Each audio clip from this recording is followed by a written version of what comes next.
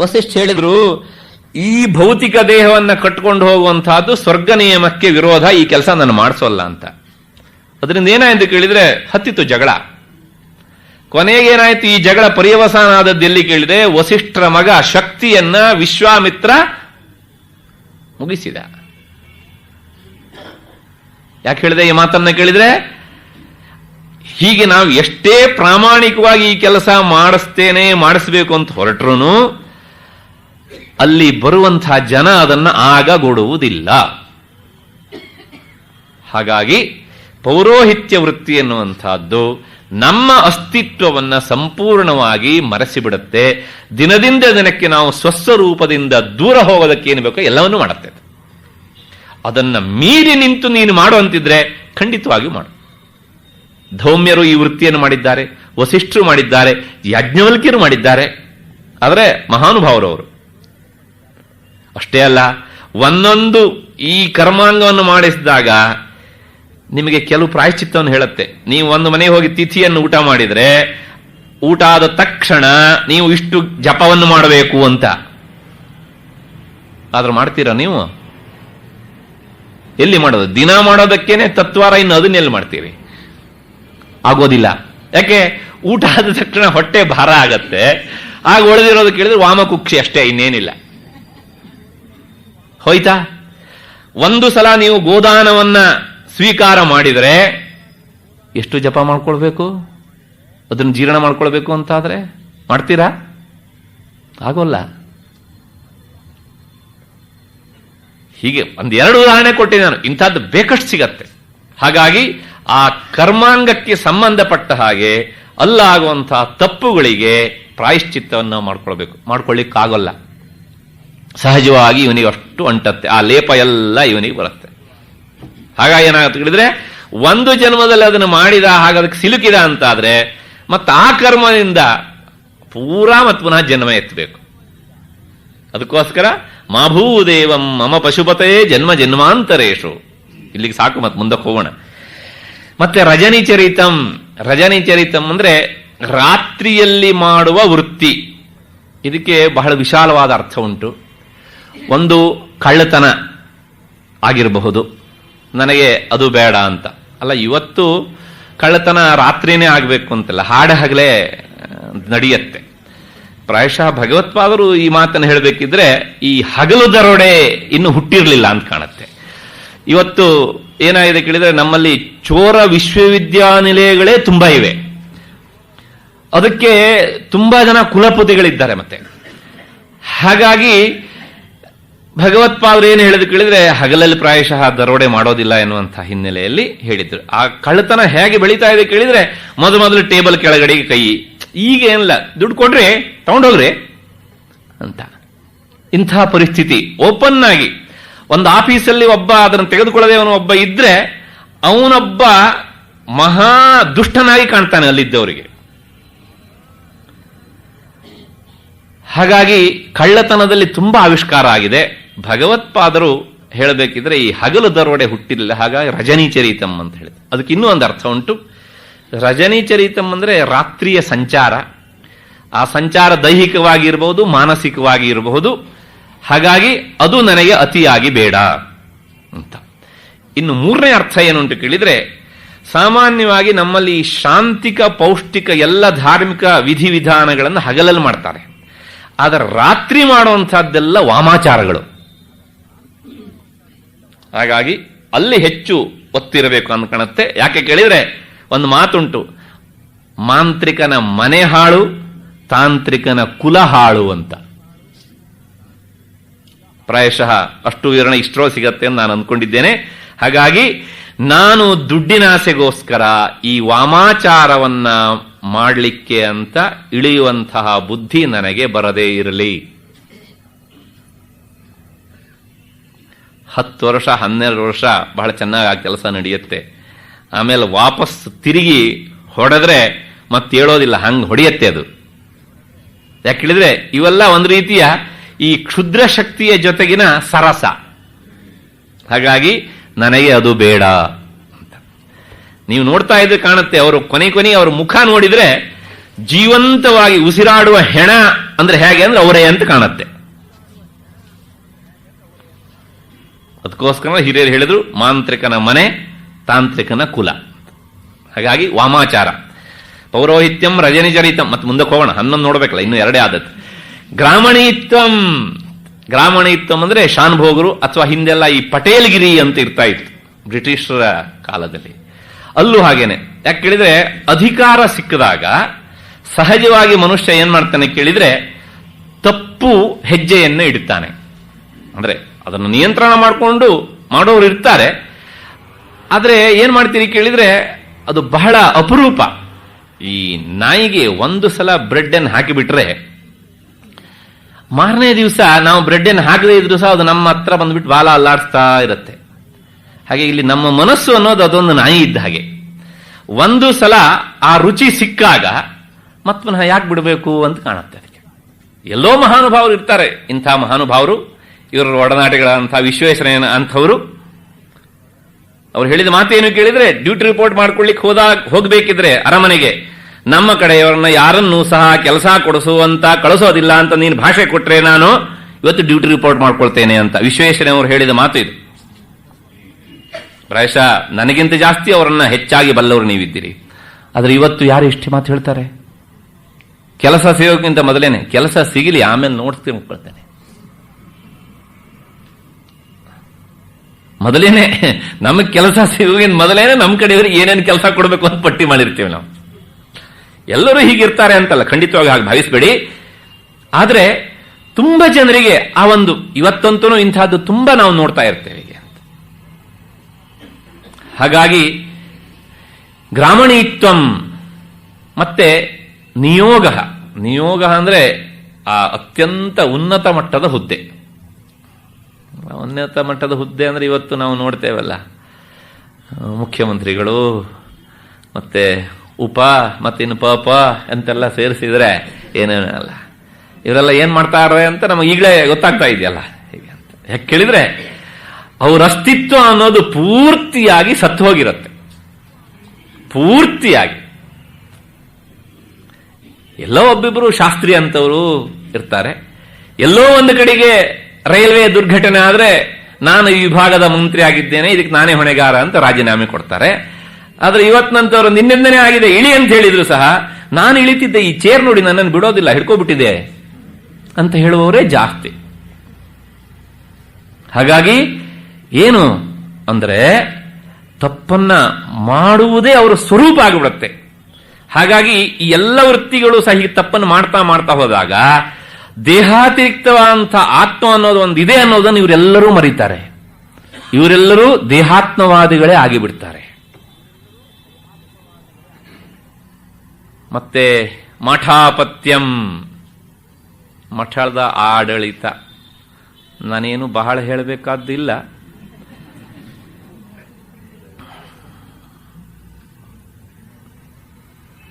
ಹಿಂದೆ ಒಬ್ಬರು ದೊಡ್ಡ ಯತಿಗಳು ಒಂದು ಮಾತನ್ನು ಹೇಳಿದ್ದನ್ನ ಸಂಕ್ಷೇಪವಾಗಿ ಹೇಳಿಬಿಡ್ತೇನೆ. ಎಲ್ಲಿಯವರೆಗೆ ಮಠದಲ್ಲಿರುವಂತಹ ಗುರುಗಳು ಹೇಳಿದ ಹಾಗೆ ಆಡಳಿತ ಅಧಿಕಾರಿ ಮಠವನ್ನು ನೋಡ್ಕೊಂಡು ಹೋಗ್ತಾನೋ ಆಗ ಮಠಕ್ಕೂ ಕ್ಷೇಮ ಮತ್ತೆ ಅವನಿಗೂ ಕ್ಷೇಮ ಅಂತ. ಯಾವಾಗ ನನ್ನಿಂದಾಗಿ ಮಠ ನಡೀತಾ ಇದೆ ಅಂತ ಆಡಳಿತಾಧಿಕಾರಿಗೆ ಭಾವನೆ ಬರುತ್ತೋ ಅಂದಿನಿಂದ ಆತ ಹಾಳಾಗೋದಕ್ಕೆ, ತನ್ನ ಮೇಲೆ ತಾನೇ ಕಲ್ಲು ಚಪ್ಪಡಿ ಎಳ್ಕೊಳ್ಳೋದಕ್ಕೆ ಪ್ರಾರಂಭಿಸಿದ್ದಾನೆ ಅಂತ ಅರ್ಥ. ಹಾಗಾಗಿ ಆಡಳಿತದ ಅಧಿಕಾರಿಗಳಿರೋದು ಸರ್ವಸಂಗ ಪರಿತ್ಯಾಗಿಯಾದಂತಹ ಅವರಿಗೆ ಅವರ ಅನಿಸಿಕೆಯಂತೆ ಅವ್ರು ನೋಡ್ಕೊಳ್ಳೋದಕ್ಕೆ ಮಠದ ವ್ಯವಹಾರವನ್ನು ನೋಡ್ಕೊಂಡು ಹೋಗಬೇಕು. ಆದರೆ ನನ್ನಿಂದಾಗಿಯೇ ಇದು ನಡೀತಾ ಇದೆ ಎನ್ನುವಂತಹ ಭಾವನೆ ಬಂದಾಗ ಅವನು ಬೀಳೋದಕ್ಕೆ ಶುರುವಾದ ಅಂತ ಅರ್ಥ. ನಾವು ನೋಡ್ತೇವೆ ದಿನ ಬೆಳಗಾದ ಪೇಪರಲ್ಲಿ. ಇದು ಅವರಿಗಾಗುವ ತೊಂದರೆ. ಮತ್ತೆ ಈ ಮಠಾಧಿಪತಿಗಳ ಅಂತ ಯತಿಗಳಿಗೆ ಒಂದು ತೊಂದರೆ ಉಂಟು. ಏನು ಕೇಳಿದ್ರೆ, ಅವರಿಗೆ ಈ ಶಿಷ್ಯರು ಬಂದ್ಕೊಂಡು ಅವರ ತಾಪತ್ರೆಗಳನ್ನೆಲ್ಲ ಹೇಳಿ ಹೇಳಿ ಹೇಳಿ ಕೊನೆಗೆ ಏನು ಕೇಳಿದ್ರೆ, ಆ ಮಠಾಧಿಪತಿಗಳು ಇರೋದೇ ಇವರ ಸಮಸ್ಯೆಯನ್ನು ಪರಿಹಾರ ಮಾಡೋದಕ್ಕೆ ಅನ್ನೋಷ್ಟರ ಮಟ್ಟಿಗೆ ಅವರನ್ನು ಎಳೆದು ಬಿಡ್ತಾರೆ. ಅವರು ಇದೆಲ್ಲವನ್ನೂ ಬಿಟ್ಟು ಅಧ್ಯಾತ್ಮದ ದಾರಿಯಲ್ಲಿ ಸಾಗಬೇಕು ಅಂತ ಹೊರಟು ಕುಳಿತರೆ ಇವರು ಬಂದು ಇವರ ಸಮಸ್ಯೆಯನ್ನು ಹೇಳಿ ಹೇಳಿ ಅವ್ರನ್ನ ಇವರು ಸಂಸಾರಕ್ಕೆ ಎಳೆದು ಬಿಡ್ತಾರೆ ಎಷ್ಟೋ ಸಲ. ಹಾಗಾಗಿ ಮಾಠಾಪತ್ಯ ಎನ್ನುವಂತಹದ್ದು ಅದು ಬಹಳ ಕಷ್ಟದ ಕೆಲಸ. ಎಷ್ಟೋ ಸಲ ನಾವು ನೋಡ್ತೇವೆ, ನನಗಿದು ಬೇಡಪ್ಪ ಅಂತ ಬಿಟ್ಟು ಹೋಗ್ತೇನೆ, ದಂಡ ಕಮಂಡಳು ಇದೆ ಸಾಕು ಅಂತ ಹೇಳಿದಂಥ ಯತಿಗಳನ್ನು ನಾವು ತುಂಬಾ ಜನರನ್ನ ಹಾಗೆ ನೋಡ್ತೇವೆ. ಯಾಕೆ ಹಾಗೆ ಅದು ತಪ್ಪನ್ನು ಮಾಡಿಸಿಬಿಡುತ್ತೆ. ಹಾಗಾಗಿ ಮಾಠಾಪತ್ಯ ಎನ್ನುವಂತಹದ್ದು ಬೇಡ. ಈ ಸಂದರ್ಭದಲ್ಲಿ ನನಗೆ ಒಂದು ನೆನಪಾಗತ್ತೆ, ನನಗೆ ಗೊತ್ತಿಲ್ಲ, ಹೇಳಿದ ಮಾತನ್ನು ಕೇಳಿದ್ದೇನೆ. ಪ್ರಾತಸ್ಮರಣೆಯಂತಹ ಚಂದ್ರಶೇಖರ ಭಾರತಿ ಸ್ವಾಮಿಗಳು ಒಂದ್ಸಲ ಶೃಂಗೇರಿಯ ಎದುರುಗಡೆಗೆ ಬರ್ತಾ ಇದ್ದಾಗ ಅಲ್ಲೊಂದು 8-10 ನಾಯಿಗಳು ಕಚ್ಚಾಡ್ತಾ ಇದ್ವಂತೆ. ಆಗ ಯಾರೋ ಇವರು ಹೋಗ್ತಾ ಇದ್ದಾಗ ದಾರಿಭೂಷಣ ಅಂತ ಅವುಗಳನ್ನು ಓಡಿಸ್ಲಿಕ್ಕೆ ಅಂತ ಹೋದರಂತೆ. ಆಗ ಅವರು ಹೇಳಿದಂತೆ, ಯಾಕೆ ಸುಮ್ಮನೆ ಓಡಿಸ್ತೀಯಪ್ಪ, ಪಾಪ ಅವು ಏನೋ ಮಾಡಿದ ತಪ್ಪಿಗೆ ತಮ್ಮ ಜನ್ಮವನ್ನು ಸವಸೋದಕ್ಕೆ ಅಂತ ಬಂದಿವೆ, ಯಾಕೆ ಏನು ಹೀಗೆ ಹೇಳ್ತಾ ಇದ್ದೀರಾ ಅಂತ ಕೇಳಿದ, ಇವರೆಲ್ಲ ನಮ್ಮ ಮಠದ ಆಡಳಿತ ಅಧಿಕಾರಿಗಳಾಗಿದ್ದವರಪ್ಪ ಅಂತ ಹೇಳಿ.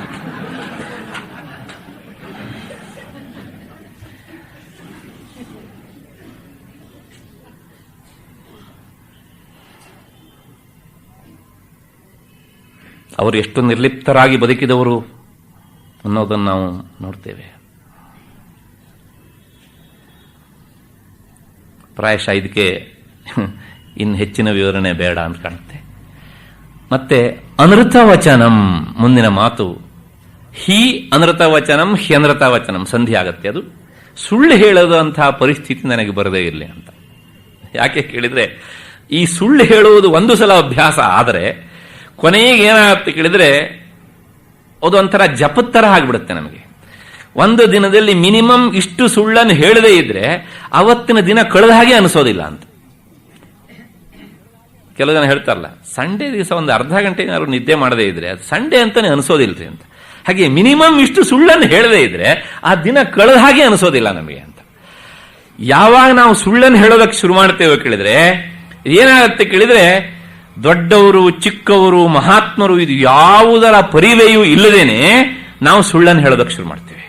ಕೊನೆಗೆ ಏನಾಗುತ್ತೆ ಕೇಳಿದ್ರೆ, ನಮ್ಮ ಮನೆಯಲ್ಲಿ ಹೆಂಡತಿ ಹತ್ರ, ಮಕ್ಕಳ ಹತ್ರ, ಎಲ್ಲರ ಹತ್ರ ಶುರು ಮಾಡ್ತೇವೆ. ಕೊನೆಗೆ ನಮಗೆ ನಾವೇ ಸುಳ್ಳು ಹೇಳ್ಕೊಳ್ತೇವೆ. ಏನು ಕೇಳಿದ್ರೆ, ನಾನು ಅಂದ್ರೆ ದೇಹ ಅಂತ. ಇದು ಸಹ ನಮ್ಮನ್ನ ಈ ತತ್ವದಿಂದ ದೂರ ಮಾಡಿಸ್ತಾ ಇರುತ್ತೆ. ಹಾಗಾಗಿ ಅನೃತ ವಚನಂ ಅದು ಬೇಡ ನನಗೆ. ಸಾಕ್ಷಿವಾದ, ಸಾಕ್ಷಿವಾದ ಅಂದ್ರೆ ಕೋರ್ಟಿನಲ್ಲಿ, ನ್ಯಾಯಾಲಯದಲ್ಲಿ ಸಾಕ್ಷಿಯನ್ನು ಹೇಳುವಂತಹದ್ದು. ಇದ್ರ ಬಗ್ಗೆ ನನಗಿಂತ ಹೆಚ್ಚಿಗೆ ನಿಮಗೆ ಗೊತ್ತು. ಇವತ್ತು ಈ ತುಂಬಾ ಸಾಕ್ಷಿಗಳೆಲ್ಲ ಅವು ವಾಸ್ತವಿಕವಾಗಿ ಸಾಕ್ಷಿಯಾಗಿ ಇರುವುದಿಲ್ಲ. ಸಾಕ್ಷಿ ಅಂದ್ರೆ ಏನು? ಯಾವನು ಆ ಘಟನೆಯನ್ನ ತನ್ನ ಕಣ್ಣಾರೆ ನೋಡಿರ್ತಾನೋ ಅವನು ಸಾಕ್ಷಿ. ನೋಡಿದವನು ನೋಡಿದ್ದನ್ನು ಹಾಗೆ ಹೇಳಬೇಕು. ಇವತ್ತೇನಾಗಿದೆ ಕೇಳಿದ್ರೆ, ಮೊದಲನೇದಾಗಿ ಅವನು ನೋಡಿರೋದಿಲ್ಲ, ಮತ್ತೆ ನೋಡಿದ್ದಿದ್ರೂ ಸಹ ಅವನು ಹೇಗೆ ನೋಡಿದ್ದಾನೋ ಹಾಗೆ ಹೇಳೋದಿಲ್ಲ. ಹಾಗಾಗಿ ಇದರಿಂದ ಏನಾಗುತ್ತೆ ಕೇಳಿದ್ರೆ, ಈ ಸುಳ್ಳನ್ನು ಹೇಳ್ತಾ ಹೋದಾಗ ಮತ್ಪನ ಅದು ಹಾಗೇನೆ, ಈ ಸುಳ್ಳೇ ಅವನ ಸ್ವಭಾವ ಆಗ್ತಾ ಹೋಗ್ತಾ ಇರತ್ತೆ ಹೀಗೆ ಅಂತ. ಹಾಗಾಗಿ ಇವನು ಹೇಳಿದಂತಹ ಸಾಕ್ಷಿಯಿಂದ ಅವರು ನ್ಯಾಯಾಧೀಶರು ಕೊಡುವಂತಹ ನಿರ್ಣಯ ಇವನ ಸಾಕ್ಷಿಯನ್ನು ಅವಲಂಬಿಸಿಕೊಂಡಿರುತ್ತೆ. ಆ ನಿರ್ಣಯಕ್ಕೆ ಇವನ ಸಾಕ್ಷಿ ಅಂದ್ರೆ ಇವನು ಹೇಳಿದಂತಹ ಸುಳ್ಳೋ ಸತ್ಯವೋ ಅದು ಸಹ ಅಂಶತಃ ಕಾರಣವಾಗಿರುತ್ತೆ. ಕೆಲವು ಸಲ ಪೂರ್ಣ ಕಾರಣವೂ ಆಗಿರುತ್ತೆ. ಇವತ್ತು ನಾವು ನೋಡ್ತೇವಲ್ಲ, ಎಷ್ಟೋ ಸಾಕ್ಷಿಗಳು 100% ಸುಳ್ಳಾಗಿರ್ತವೆ. ಅವು ಆದರೂ ಸಹ ಅವನು ಹೇಳ್ತಾನೆ, ಅದರಿಂದ ತಪ್ಪು ನಿರ್ಣಯ ಬರುತ್ತೆ, ತಪ್ಪು ಮಾಡಿದವನಿಗೆ ತಪ್ಪಿಗೆ ಸಂಬಂಧಪಟ್ಟ ಶಿಕ್ಷೆ ಆಗೋದಿಲ್ಲ, ಒಬ್ಬ ಪ್ರಾಮಾಣಿಕನಾದವನಿಗೆ ಶಿಕ್ಷೆ ಆಗತ್ತೆ. ಇದಕ್ಕೆ ಕಾರಣ ಏನು ಕೇಳಿದ್ರೆ, ಇವನು ಸುಳ್ಳನ್ನು ಹೇಳಿದ್ದು, ಸಾಕ್ಷಿಯನ್ನು ಹೇಳಿದ್ದು. ಒಬ್ಬ ನಿರಪರಾಧಿಗೆ ನೀವು ಶಿಕ್ಷೆಯನ್ನ ಕೊಡುವಂತಿಲ್ಲ. 1000 ಜನ ಪಾಪಿಗಳಿಗೆ ಶಿಕ್ಷೆಯನ್ನ ಕೊಡದೇ ಬಿಟ್ಟರೂ ಚಿಂತೆ ಇಲ್ಲ, ಒಬ್ಬ ನಿರಪರಾಧಿಗೂ ಸಹ ಶಿಕ್ಷೆಯನ್ನ ಕೊಡಬೇಡಿ. ಇದು ಕಾನೂನು ಸಂಹಿತೆ ಹೇಳುವಂತಹ ಮಾತಿದು. ಆದ್ರೆ ನಾವು ಇವತ್ತೇನ್ ಮಾಡಿದ್ವಿ, ಇದನ್ನೇ ಮೂಲಭೂತವಾಗಿ ಮರೆತು ಬಿಟ್ಟಿದ್ದೇವೆ. 1000 ಜನ ಅಪರಾಧಿಗಳನ್ನು ನಾವು ಬಿಟ್ಬಿಡ್ತೇವೆ, ಅದರ ಜೊತೆಗೆ ಪ್ರಾಮಾಣಿಕರಾದವರಿಗೆ ನಾವು ಶಿಕ್ಷೆ ಕೊಡ್ತಾ ಇದ್ದೇವೆ, ನಿರಪರಾಧಿಗಳಿಗೆ ಶಿಕ್ಷೆ ಕೊಡ್ತಾ ಇದ್ದೇವೆ. ಹಾಗಾಗಿ ಇಂಥ ಪರಿಸ್ಥಿತಿ ಬರದೇ ಇರಲಿ, ನನ್ನ ಸಾಕ್ಷಿಯಿಂದಾಗಿ ಸಜ್ಜನರಿಗೆ ತೊಂದರೆ ಆಗದೇ ಇರಲಿ. ಸಾಕ್ಷಿವಾದ. ಮತ್ತೆ ಪುನಃ ಪರಾನ್ನಂ, ಆ ಪೌರೋಹಿತ್ಯ ವೃತ್ತಿಗೆ ಇದನ್ನು ಸೇರಿಸ್ಕೋಬಿಡಿ. ಮತ್ತೆ ಪುನಃ ಇದನ್ನು ಪರಾನ್ನ, ಸಾಧ್ಯವಾದಷ್ಟು ಇನ್ನೊಬ್ಬರ ಮನೆಗೆ ಹೋಗಿ ಊಟ ಮಾಡುವುದನ್ನು ಕಡಿಮೆ ಮಾಡು. ಯಾಕೆ ಅಂತ ಕೇಳಿದ್ರೆ ಇದಕ್ಕೆ ತುಂಬಾ ಕಾರಣಗಳುಂಟು. ನಾವು ತಿನ್ನುವ ಆಹಾರಕ್ಕೆ ತಕ್ಕ ಹಾಗೆ ನಮ್ಮ ಬುದ್ಧಿ ವಿಚಾರ ಮಾಡುತ್ತೆ. ನಾವು ಎಷ್ಟೆಷ್ಟು ಪವಿತ್ರವಾದ ಆಹಾರವನ್ನು ಸೇವಿಸ್ತೇವೋ ಅಷ್ಟೆಷ್ಟು ನಮ್ಮ ಬುದ್ಧಿ ಸ್ವಚ್ಛವಾಗಿ ವಿಚಾರ ಮಾಡುತ್ತೆ. ಎಷ್ಟೆಷ್ಟು ಮಲಿನ ಆಹಾರವನ್ನು ಸೇವನೆ ಮಾಡ್ತೇವೋ ನಮ್ಮ ಬುದ್ಧಿ ಅಷ್ಟೇ ಮಲಿನವಾಗತ್ತೆ. ಇದನ್ನೇ ಆಹಾರ ಶುದ್ಧವು ಸತ್ವಶುದ್ಧಿ. ನಿಮಗೆ ಗೊತ್ತು, ಒಬ್ಬ ತಪಸ್ವಿ ಹೀಗೆ ಒಬ್ಬ ಶಿಷ್ಯನ ಮನೆಗೆ ಹೋದಾಗ ಊಟಕ್ಕೆ ಬರಬೇಕು ಅಂತ ಕರೆದಿದ್ದ ಆತ. ಆಮೇಲೆ ಊಟ ಮಾಡಿಬಿಟ್ರು. ಊಟ ಮಾಡಿ ಆದ ಮೇಲೆ ಏನೋ ಪಾಪ ಯತಿಗಳು ಬಂದಿದ್ದಾರೆ ಅಂತ ಹೇಳಿ ಆತ ಬೆಳ್ಳಿಯ ತಟ್ಟೆಯಲ್ಲಿ ಲೋಟದಲ್ಲಿ ಹಾಲನ್ನ ಕೊಟ್ಟಿದ್ದ. ಆ ಆಹಾರವನ್ನೆಲ್ಲ ಸೇವನೆ ಆದ್ಮೇಲೆ ಅದನ್ನು ಕುಡಿದ್ರು. ಇದ್ದಕ್ಕಿದ್ದ ಹಾಗೆ ತುಂಬಾ ಚೆನ್ನಾಗಿದೆಯಲ್ಲ ಈ ಕಪ್ಪು, ನಾನು ಇದನ್ನು ಯಾಕೆ ತಗೊಳ್ಬಾರ್ದು ಅಂತ ಭಾವನೆ ಬಂತು. ಅದನ್ನ ಅವರ ಜೋಳಿಗೆ ಹಾಕೊಂಡು ಬಂದುಬಿಟ್ರು. ಮಧ್ಯಾಹ್ನ ಊಟ ಮಾಡಿದ್ದಾರೆ. ಸಾಯಂಕಾಲದವರೆಗೂ ನಾನು ಮಾಡಿದ್ದು ಸರಿ ಅಂತಾನೆ ಅನಿಸ್ತಾ ಇತ್ತು ಅವರಿಗೆ. ರಾತ್ರಿನೂ ಹಾಗೆ ಮಾಡಿದ್ರು. ಬೆಳಗಾಗೆದ್ದು ಇವರ ಈ ನೇಚರ್ ಕಾಲಿಗೆಲ್ಲ ಆನ್ಸರ್ ಮಾಡಿ ಆದ್ಮೇಲೆ, ಪ್ರಾತಃ ವಿಧಿವಿಧಾನಗಳನ್ನೆಲ್ಲ ಪೂರೈಸಿ ಆದ ಮೇಲೆ ಇದ್ದಕ್ಕಿದ್ದ ಹಾಗೆ ನಾನೇನೋ ತಪ್ಪು ಮಾಡಿದೆ ಅಂತ ಅನ್ಸ್ಲಿಕ್ಕೆ ಶುರುವಾಯಿತು. ತಕ್ಷಣ ಓಡಿದರು, ಹೋಗಿ ಕೇಳಿದ್ರು, ನನ್ನನ್ನು ನೀನು ಊಟಕ್ಕೆ ಕರೆದೆಯಲ್ಲ, ಈ ತಟ್ಟೆಯನ್ನ ಎಲ್ಲ ಇಟ್ಟು ನನಗೆ ಆದರ ಆತಿಥ್ಯ ಮಾಡಿದೆಯಲ್ಲ, ಇದನ್ನ ನೀನು ಹೇಗೆ ಮಾಡಿದೆ ಅಂತ. ಆಗ ಆತ ಹೇಳಿದ, ನೀವು ಬರ್ತೀರಿ ಅಂತೇನೋ ನಾನು ಸಡಗರದ ಊಟದ ವ್ಯವಸ್ಥೆನೆಲ್ಲ ಮಾಡಿದ್ದೆ. ಆದರೆ ಏನು ಮಾಡಿದ್ದಾನೆ ಕೇಳಿದ್ರೆ, ಹೀಗೆ ನಿಮ್ಮಂಥವ್ರು ಬಂದಾಗ ಸುಮ್ಮನೆ ಹಿತ್ತಾಳಿಯ ಲೋಟದಲ್ಲಿ ಕೊಡೋದು ಚೆನ್ನಾಗಿಲ್ಲ ಅಂತ ಹೇಳಿದಾಗ ನನ್ನ ಆಳನ್ನ ನಾನು ಕಳಿಸಿದಾಗ ಅವನು ಅದನ್ನ ಅಂಗಡಿಯಿಂದ ಕದ್ಕೊಂಡು ಬಂದ್ಬಿಟ್ಟಿದ್ನಂತೆ. ಹಾಗಾಗಿ ತಾವು ಅದನ್ನು ಒಪ್ಕೊಳ್ಬೇಕು ಹೀಗೆ ಅಂತೇಳಿ ತಕ್ಷಣ ಉತ್ತರ ಸಿಕ್ಬಿಡ್ತು ಅವರಿಗೆ. ಯಾಕೆಂದ್ರೆ ಅವನು ಕದ್ಕೊಂಡು ಬಂದಿದ್ದ ಆ ಅಪವಿತ್ರವಾದ ಆಹಾರ ಇವನು ಸೇವನೆ ಮಾಡಿದ್ರಿಂದ ಈ ಯತಿ, ಇವನಿಗೂ ಸಹ ಅದೇ ಬುದ್ಧಿ ಬಂತು. ಅದು ಎಲ್ಲಿಯವರೆಗಿತ್ತು ನೋಡಿ, ಮಾರನೇ ದಿವಸ ಆತ ಹೋಗಿ ಮಲ ವಿಸರ್ಜನೆ ಮಾಡಿದಾಗ ಮೊದಲನೇ ದಿವಸ ತಿಂದಂತ ಆಹಾರ ಇವನ ದೇಹದಿಂದ ಹೊರಟು ಹೋಯ್ತಲ್ಲ, ಆಗ ಮತ್ತೆ ಪುನಃ ಜ್ಞಾನೋದಯ ಆಯ್ತು. ಅಲ್ಲಿವರೆಗೆ ತಾನು ಮಾಡಿದ್ದು ಸರಿ ಅಂತಾನೆ ಅವನಿಗೆ ಅನಿಸ್ತಾ ಇತ್ತು.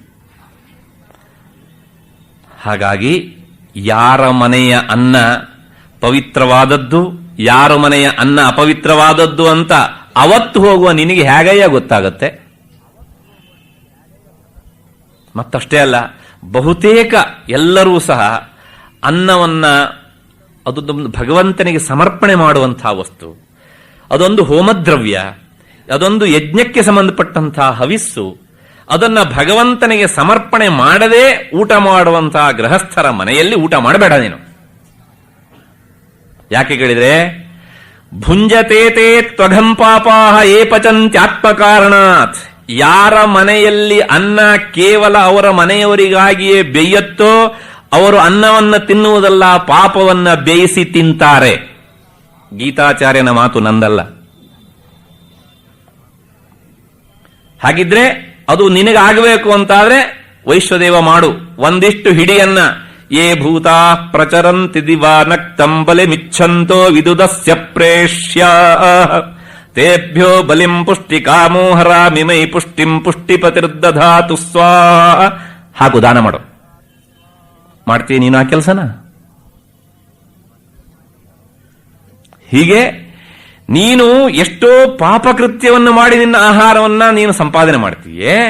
ಹೀಗೆ ಸಂಪಾದನೆ ಮಾಡಿದ್ದಾಗ ಒಬ್ಬರನ್ನ ಕರೆದು ನೀನು ಊಟ ಹಾಕಿದಾಗ ಏನಾಯ್ತು ಕೇಳಿದ್ರೆ, ನಿನ್ನ ಪಾಪವನ್ನ ನೀನು ಅಂಶತಃ ಅವರಿಗೆ ಟ್ರಾನ್ಸ್ಫರ್ ಮಾಡದಂತಾಯ್ತು ಅಷ್ಟೇ. ಹಾಗಾಗಿ ಇನ್ನೊಬ್ಬರ ಮನೆಗೆ ಹೋಗಿ ಊಟ ಮಾಡಬೇಕಿದ್ರೆ ಬಹಳ ಹುಷಾರಾಗಿರಿ. ಇದು ಎಲ್ಲ ಬಿಟ್ಟವರಿಗೆ ಇದೆಲ್ಲ ನಿಯಮ ಏನೂ ಇಲ್ಲ. ಅಧ್ಯಾತ್ಮದ ದಾರಿಯಲ್ಲಿ ಸಾಗಬೇಕು ಅಂದವನಿಗೆ ಮಾತ್ರ. ಯಾಕೆ? ಬುದ್ಧಿ ಶುದ್ಧ ಆಗಬೇಕು. 2 ಗಿಣಿಗಳ ಕಥೆಯನ್ನು ನೀವು ಕೇಳ್ತೀರಿ. ಒಂದೇ ತಾಯಿಯ ಹೊಟ್ಟೆಯಿಂದ ಬಂದಂತಹ 2 ಗಿಣಿಗಳು. ಒಂದು ಗಿಳಿಯನ್ನ ಒಬ್ಬ ಗೃಹಸ್ಥ, ಸಜ್ಜನ ಗೃಹಸ್ಥ ಸಾಕಿದ. ಇನ್ನೊಬ್ಬ ಗಿಳಿಯನ್ನ ಒಬ್ಬ ಕಟುಕ ಸಾಕಿದ. ಆ ಗೃಹಸ್ಥನ ಮನೆಯಲ್ಲಿ ಬೆಳೆದಂತಹ ಗಿಳಿ ಅದು ಸತ್ಕಾರವನ್ನು ಮಾಡೋದನ್ನು ನೋಡಿ ನೋಡಿ ಮನೆಗೆ ಬಂದ ತಕ್ಷಣ ಮಾತನಾಡ್ತಿತ್ತು, ಬನ್ನಿ ಕುಳಿತುಕೊಳ್ಳಿ, ಪಾನಿ ಏನಾದ್ರೂ ಬೇಕಾ, ಬಿಸಿಲಲ್ಲಿ ಬಂದಿದ್ದೀರಾ, ತಣ್ಣಗೇನಾದ್ರೂ ಕೊಡ್ಲಾ ಅಂತ ಕೇಳ್ತಿತ್ತು. ಮತ್ತೆ ಇನ್ನೊಂದು ಗಿಣಿ ಏನ್ ಮಾಡ್ತಾ ಇತ್ತು ಕೇಳಿದ್ರೆ, ಯಾರು ಕಂಡ ತಕ್ಷಣ ಅವ್ರ ಕಣ್ಣು ಕೀಳು, ತಲೆ ತೆಗಿ ಅಂತ ಬಂದ ತಕ್ಷಣ ಮಾತನಾಡ್ತಿತ್ತು. ಯಾಕೆ? ಅವನು ತಿಂದ ಆಹಾರವನ್ನು ಬೆಳೆದಂತಹ ಗಿಳಿಗೆ ಈ ಬುದ್ಧಿ, ಮತ್ತೆ ಈ ಕಟುಕನ ಆಹಾರವನ್ನು ತಿಂದು ಬೆಳೆದಂತಹ ಗಿಳಿಗೆ ಈ ಬುದ್ಧಿ. ಹಾಗಾಗಿ ಆಹಾರ ಶುದ್ಧವು ಸತ್ವಶುದ್ಧಿ. ಹಾಗಾಗಿ ಸಾಧ್ಯವಾದಷ್ಟು ಪರಾನ್ನವನ್ನು ಕಡಿಮೆ ಮಾಡಿ, ಇನ್ನೊಬ್ಬರ ಮನೆಗೆ ಹೋಗಿ ತಿನ್ನುವುದನ್ನು ಕಡಿಮೆ ಮಾಡಿ. ಯಾಕೆ? ಅದು ಅವರ ಗಳಿಕೆ ಯಾವ ಮೂಲದ್ದು, ಪಾಪದ ಅರ್ಜನೆಯೋ ಪುಣ್ಯದ ಅರ್ಜನೆಯೋ ಗೊತ್ತಿಲ್ಲ. ಹಾಗಾಗಿ ಕಡಿಮೆ ಮಾಡಿಬಿಡು ಅದನ್ನ ಅಂತ. ಯಾಕೆ? ನಾನು ನಿಮ್ಮ ಮನೆಗೆ ಬರೋದಿಲ್ಲ, ನೀವು ಪಾಪದಿಂದ ಗಳಿಸಿದ್ದೀರಿ ಅಂತ ಹೇಳಿದ್ರೆ ಬೇಜಾರಾಗತ್ತೆ.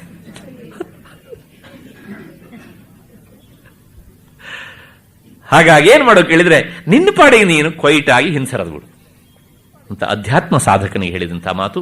ಸಾಕ್ಷಿವಾದ ಪರಾನ್ನಂ. ಮತ್ತೆ ಬ್ರಹ್ಮದ್ವೇಷ, ಜ್ಞಾನಿಗಳೊಂದಿಗೆ ದ್ವೇಷ ಕಟ್ಟಿಕೊಳ್ಬೇಡ ನೀನು. ನಾನು ಮೊನ್ನೆ ದಿವಸ ಒಂದು ಘಟನೆ ಉದಾಹರಣೆ ಕೊಟ್ಟಿದ್ದೆ. ಒಬ್ಬ ಮಹಾ ಅವಧೂತರಾಗುವಂತಹ ವ್ಯಕ್ತಿಗಳಿಗೆ ಕಲ್ಲು ಹೊಡೆದ್ರು ಹೀಗೆ ಅಂತ. ಇವತ್ತು ನಾವು ನೋಡ್ತಾ ಇದ್ದೇವೆ, ಅವ್ರ ಮನೆಯಲ್ಲೇ ಕಳ್ಳರು ಹುಡ್ತಾರೆ ಇವಾಗ. ಯಾಕೆ? ಜ್ಞಾನಿಗಳೊಂದಿಗೆ ದ್ವೇಷ ಕಟ್ಟಿಕೊಳ್ಬೇಡ. ಕಟ್ಟಿಕೊಂಡ್ರೆ ಅವರಿಗೆ ಏನು ನಷ್ಟ ಇಲ್ಲ, ನಿನಗೆ ನಷ್ಟ, ನಿನ್ನ ಕುಲಕ್ಕೆ ನಷ್ಟ. ಯಾಕೆ? ಅವರು ಸ್ವತಃ ಚಲಿಸುವಂತಹ ಭಗವಂತ, ಬ್ರಹ್ಮಚಿಂತನೆಯಲ್ಲಿ ತೊಡಗಿದವರು, ವೇದವಾಣಿಯನ್ನ ಸ್ವಾಧೀನ ಮಾಡಿಕೊಂಡವರು. ಹಾಗಾಗಿ ನೀನು ಅವರಿಗೆ ಮಾಡುವ ಅನ್ಯಾಯ ಪರ್ಯಾಯವಾಗಿ ಏನು, ನೇರವಾಗಿ ಪರಮಾತ್ಮನಿಗೆ ಮಾಡುವ ಅನ್ಯಾಯ. ಹಾಗಾಗಿ ಬ್ರಹ್ಮದ್ವೇಷ, ಅವ್ರ ಜೊತೆ ದ್ವೇಷ ಕಟ್ಟಿಕೊಳ್ಳಿಕ್ಕೆ ಹೋಗಬೇಡ. ನಿನಗೆ ಸುತರಾಮ ಆಗೋದಿಲ್ವೋ, ನಮಸ್ಕಾರ ಮಾಡಿ ನಿನ್ನ ಪಾಡಿ ನೀನು ಕ್ವೈಟಾಗಿರ್ಬೇಕು ಅಷ್ಟೇ ಹೊರತು ಸಹ ಉಸಿರಾಡ್ಲಿಕ್ಕೆ ಹೋಗಬೇಡ. ಮತ್ತೆ ಪುನಃ ಎದುರ ಉತ್ತರವನ್ನು ಕೊಡ್ಲಿಕ್ಕೆ ಹೋಗಬೇಡ. ಆಯ್ತು. ಮತ್ತೆ ಖಲಜನ ರತಿಹಿ, ಮತ್ತೆ ದುಷ್ಟರೊಂದಿಗೆ ಸಹವಾಸ. ಯಾಕೆ? ದುಷ್ಟರ ಸಹವಾಸ ಮಾಡಿದ್ರೆ ದುಷ್ಟನೇ ಆಗ್ತೀಯೆ.